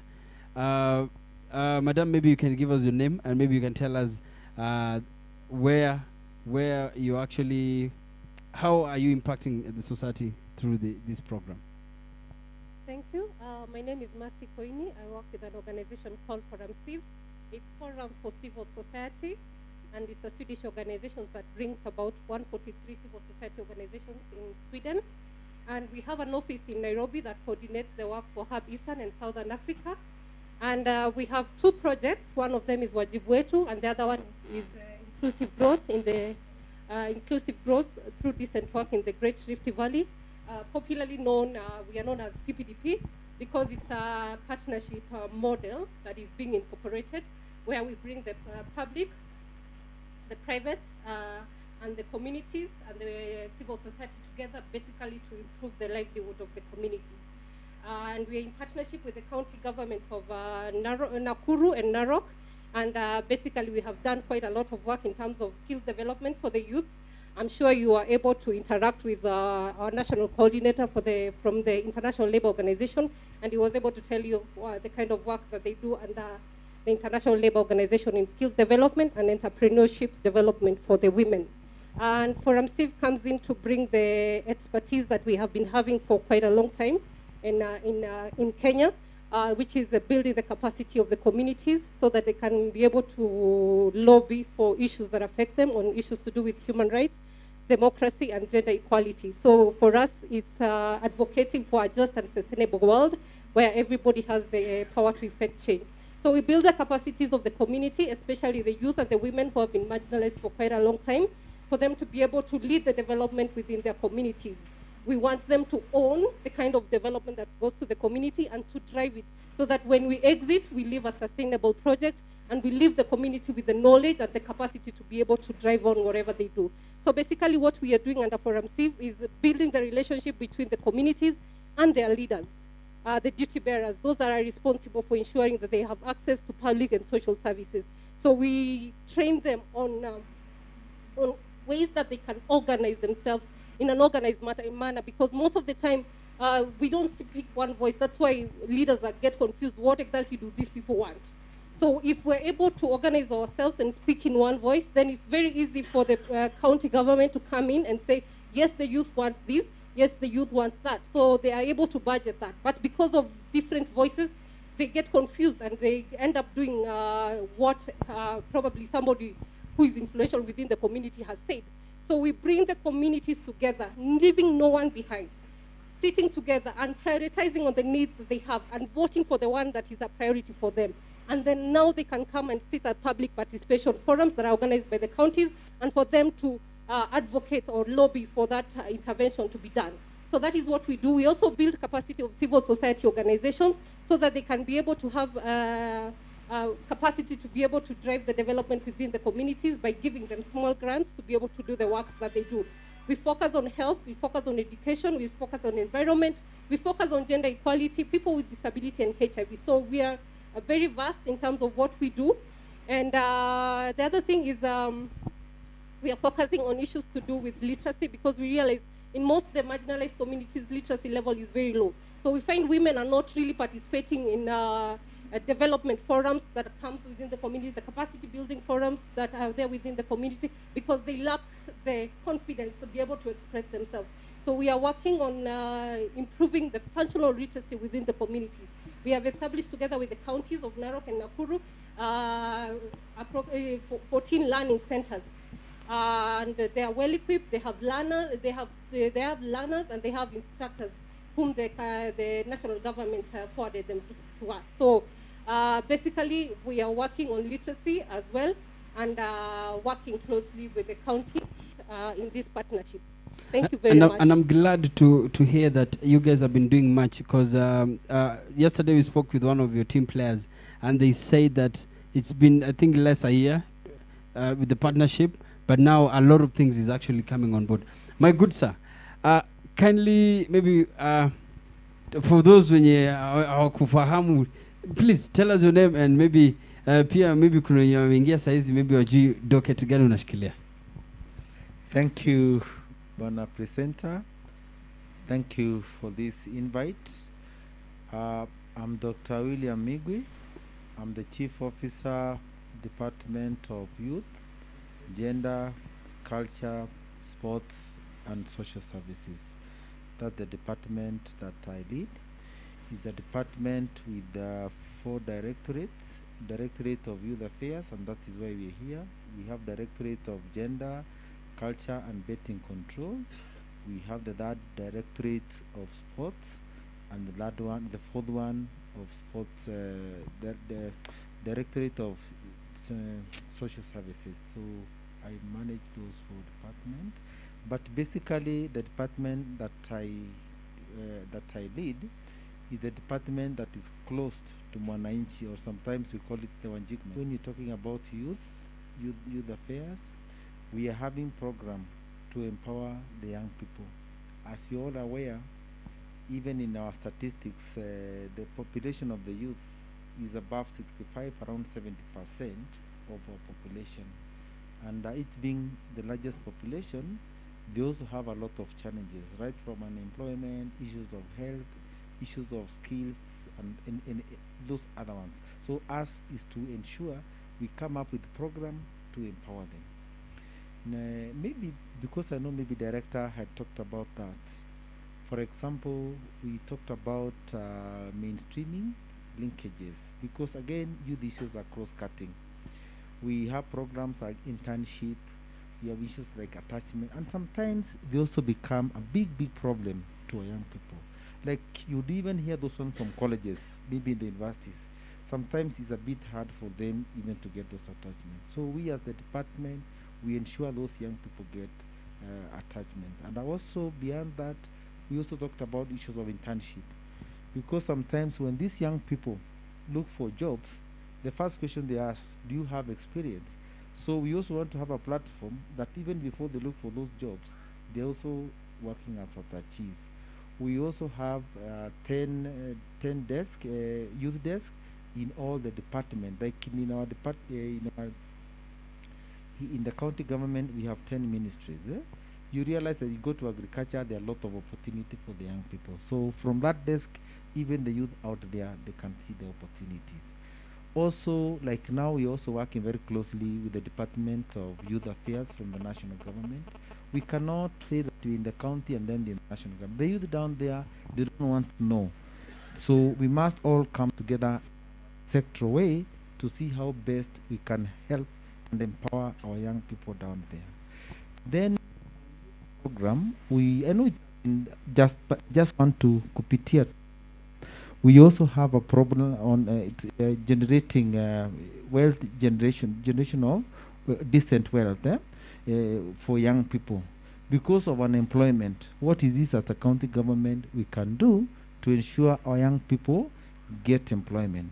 One thing we are telling our young people right now, and the generation that is here, they should not be job seekers, but they should be job creators. But how do we package them to get there? We are having a program on green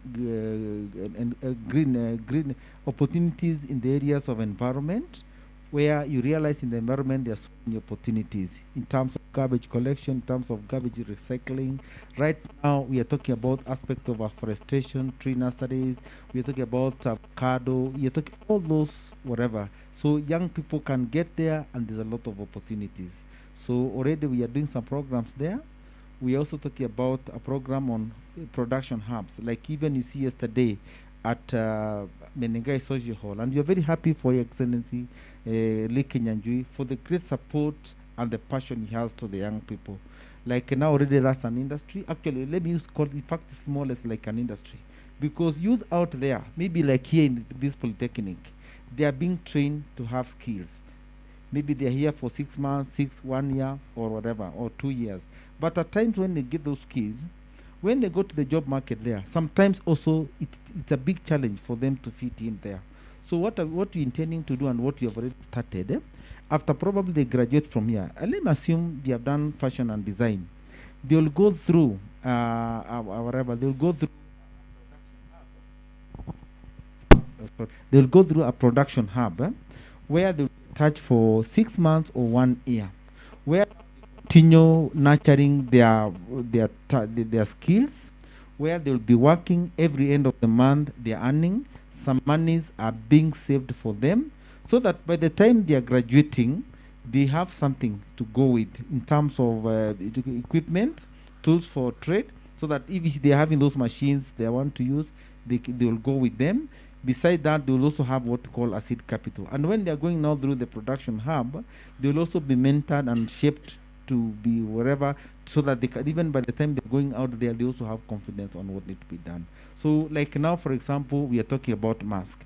So a lot of them can be done there, sanitizers, all that, and again, that one, they can earn a lot of income. So that is one of the initiatives we are also doing there. We are also working with closely with the youth fund and all those government devolved funds, so that our young people now, after they graduate from there, they will also need more funding to expand their business. The other aspect is also on youth health. It would be a big mistake to talk about youth empowerment and you don't address issues about their health. And it's not just about health. We are talking about health, both sexuality. We are talking about mental health. Like of late, we have very big cases of suicide, domestic violence, and everything. And with this problem of COVID and the way life is, many of young people are going through a lot of stress. We are talking about issues of rehabilitation. There are those who already got into drugs. What is it that we can do to make sure that they are going back to their life and continue with their business? We cannot just say how and what to abangi, how and what to changa. No. We also have a program that. We also have a program on counseling. So all that is geared, and we also talk about peace and cohesion, because again, issues of city are very, very important. Like now, we're almost heading toward the electioneering years, and you can realize our young people sometimes are used for wrong reason. So again, here we also have program towards that. So basically, in youth affairs, currently those are the programs we are working on to ensure our young people take advantage of the resources that we have. Like you remember yesterday I say, young people, and especially in Nakuru here, take advantage of the vast resources we have. Starting from the White Island there, agriculture. What is it that we can do, isn't it? Can they even be trained on what you call, and something we call value addition? Yeah? Like viazi there, even the prices are very bad. What is it that they can do instead of complaining, and they can also earn a living? We talk about tourism. Nakuru, everybody is coming here for tourism. They can also take advantage of that. And also, we are talking about this big project like SGR, the dry port, the industrial park that are coming, so that they need to package themselves so that they also take advantage of those advantages. And also, another good thing that they also don't know, they also need to take advantage of the good road network that is endowed in Nakuru County. They also need to take a good communication network, like in terms of Wi-Fi, in terms of all those whatever enablers in terms of internet and whatever. It makes the works easier. They also need to take advantage of the vast population, because the bigger the population in terms of business, you get more customers. So young people, don't sit there, take advantage of these opportunities that are there. Now, besides that, we also have a docket of sports. Again, here is also a docket that is in charge of promoting talent in terms of sports. So Afra Stadium is being upgraded to international standard. As you're all aware, Nakuru is becoming a city. We're also having Keringet Sports Academy, but it will deal more on issues of athletics. A lot of the altitude there is very, very good for athletics. So already the works, the designs are already done, and very soon the works the contractor will be on site and what, and that academy is especially during the holidays. The young people can be camping there. We shall be having trainers of gender and culture. This one again, I don't know. It will be dealing with nurturing their talents in terms of art, music, and what have you. We are also having a concept on art center, which will be a one-stop shop for the young people, where they will have a studio, they will have classes where they can also be trained, so that at least even with their talent, they can be nurtured in another way. Like right now, we are talking about Sikiza Tune. How can they also tap that and they earn a living? How can they also get in YouTube with those scripts and they earn a living? Like even what exactly we are doing here. Another aspect also is also an aspect of, look even the churches we go. How many of them even know how to use those instruments? Right now we have a DJ here, and is this a new kid, and these are new frontiers in terms of talent, isn't it? How can it be packaged so that they can also get well in the corporate world and they earn a living that? So that one again we are doing. We are also talking about social services. We are dealing with disabilities. We have a disability fund. The other day again, we're also very happy with the governor. He gave us food, which we gave to the people living with disability. And again, we also have empowerment program. We have grant for those people, young people who are doing with the disability to start business. We are also ensuring as they do business, they are not paying not only the licenses.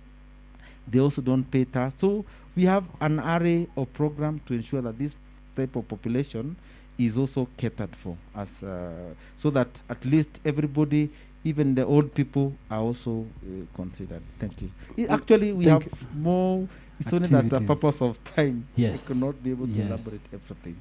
And I believe for all the youths who are watching, they can actually come to the Department of Youth Affairs to ask any question they have.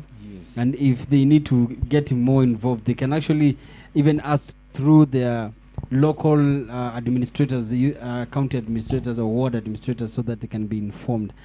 Madam, back to you. I would love to give you a challenge. Have your team got in maybe activities like entertainment? Because even when having a discussion yesterday, we noticed most probably, let me put it like, let's say PPDP, they're involved in a specific kind of targets, like let's focus in maybe gender, GBVs, crime and everything. But have you maybe thought of involving entertainment? Because I've noticed this is actually a sector that's going to be bigger, and it's something that's going to be bringing revenue to the county. And at the same time here, the partnership, it's going to be bigger. Maybe have you ever thought of that? It's something that we intend to explore, because right now we are mapping for youth organizations that we can be able to grant, who have innovative approaches of reaching out to the youth on issues to do with democracy, good governance, education. So if you know any organization, because most of the development actors, they want organized groups, because they are very keen on in terms of how finances are managed, how projects are managed. So if you are an individual youth and you want to be supported, that might not be possible. We want a structure organization.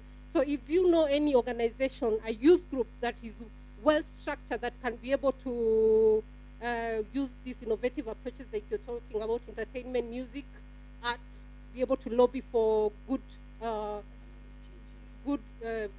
changes within the community. So we are open to that.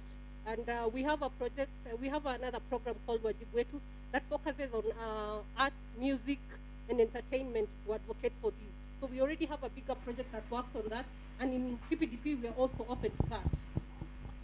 Thank you. Thank you very much. So my good sir, maybe I can give you a parting shot. Tafadhali, maybe you can talk, which camera should he face? Maybe you can look at that camera. Wawevyo wenye kunyumbani wanatazama, and because your directorate actually has been doing a lot of good things, especially concerning maybe this Youth Week, has been doing a lot of great things. The Department of Youth Affairs through my good sir, Sir Migwe, has been doing a lot, Sir Kimemia has been doing a lot of great stuff concerning the youths and even agendas that is affecting them. So maybe you can tell the society guys watching at home, tell them maybe a parting shot of what you feel they need to be involved to come to the Watch Your Walker. Thank you. I would like to take this opportunity to thank all our viewers from wherever you are. Young people, wherever you are seeing me, this time round, you have to be very grateful that the government we have, both the national government and the county government, they are very, very close to the young people. They have come up with so many programs to empower the young people. Let me tell you here, the sick and the doctor. It is the sick who goes to the doctor. Young people go to these offices, knock those doors. There are offices too that deal with issues. There are offices out there who are waiting to deliver services for you. So go there, tap those opportunities that are there. You are very, very lucky. We are talking in terms of procurement. 30% is there for you, but you're not exhausted that. We have youth fund, which is not even exhausted. Can you make sure you go there? County government, as you're told, we are coming up with those big programs. Go to those offices, take advantage of those offices. And make sure, as you go to those offices, from wherever you are, be in a youth group, isn't it? So that you can be able to tap some of those opportunities. Not some, a lot of opportunities that are there. And a few or many who have already tapped those opportunities, they have totally changed their life. So, and more or less, as with the going around with COVID, make advantage of the ICT, because I think the direction now we are going with the way this disease, this syndrome is, we have to take a lot of advantage with the ICT, because that is where business is and that is where everything. So go to offices, you'll get all the services that you want. The government of today is very, very friendly to you. So please, please get there, and the life will change. Thank you very much. Asante sana, asante sana. I don't know. I hope you guys may feel kuna vile mna feel free mnaweza uliza swali hata baadaye, si ndio? There's a good gentleman who had a question. He said he has a brilliant idea, and there are other even youth who actually are interested to start asking questions, and so that they can be assisted. I don't know director, producer wetu, if we can stand to have a very nice photo from our county government, our partners, yes, even the stakeholders. Maybe they can come here to have one nice pic. Yes, kindly, producer, wako ready, si ndio? Alright, so sijui kama wanaweza kuja kaya hapa pia. We are going to stand pia, wengine watakaa chini. We get a very nice pic.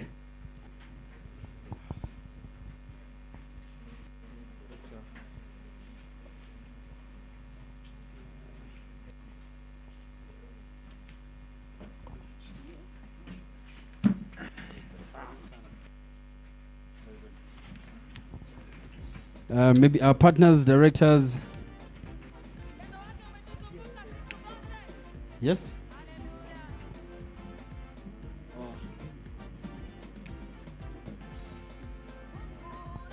Kwa screen tuwekee Forum Steve. Yeah, it's there. Very nice. So yes, sijui kama tunapigwa picha ki-official zile za kuuza shamba za kusimama.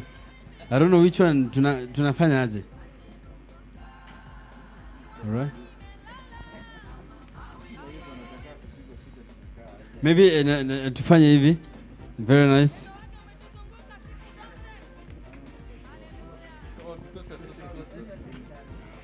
Yes.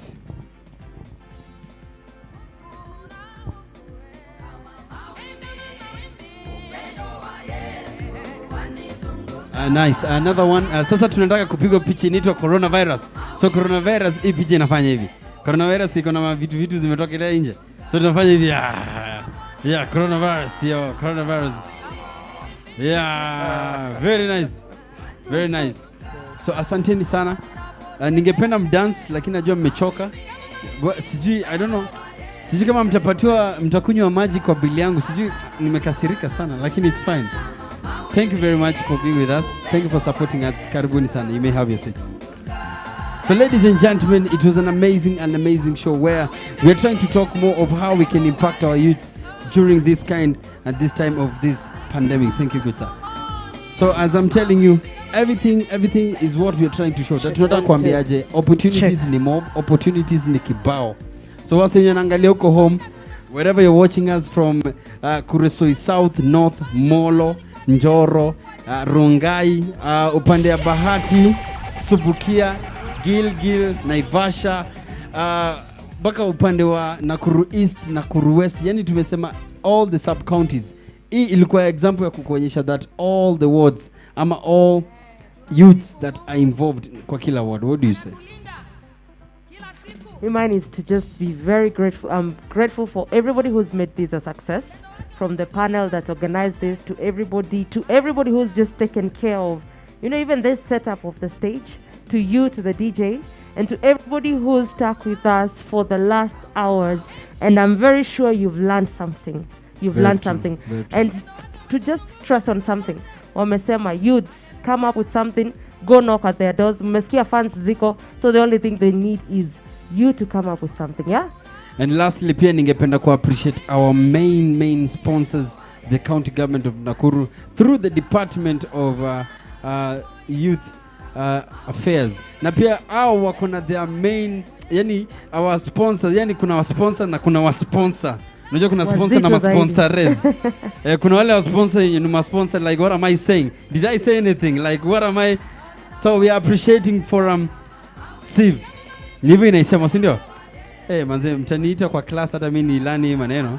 For helping us to understand more about what they're going to do. And it's not all about the pandemic time, but watafanya more even afterwards.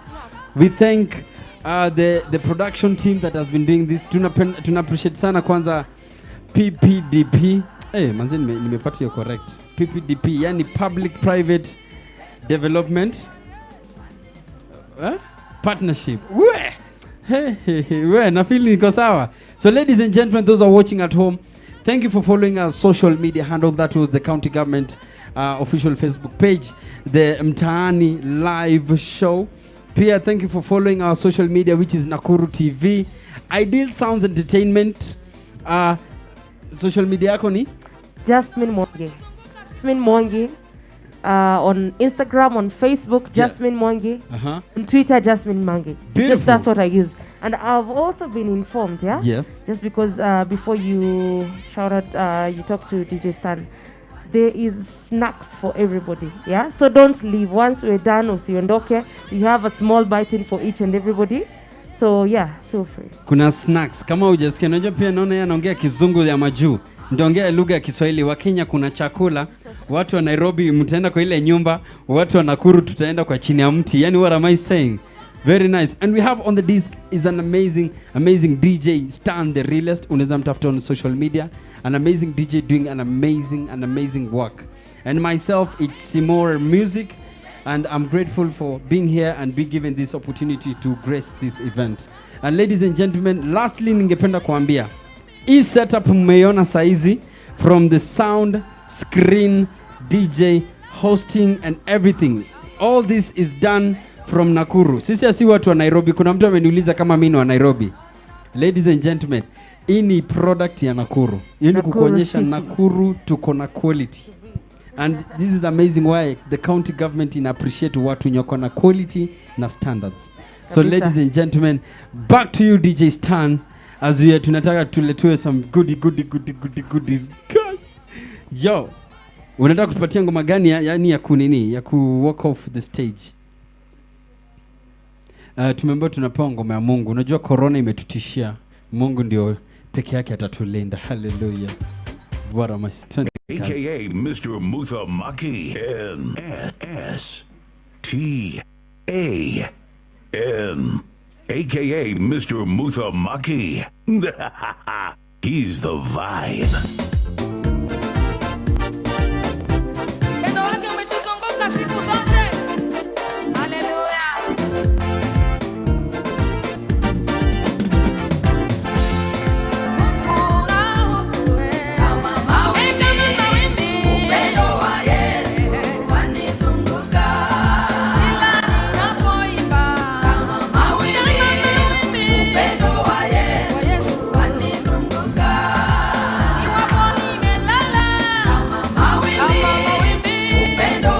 Yesu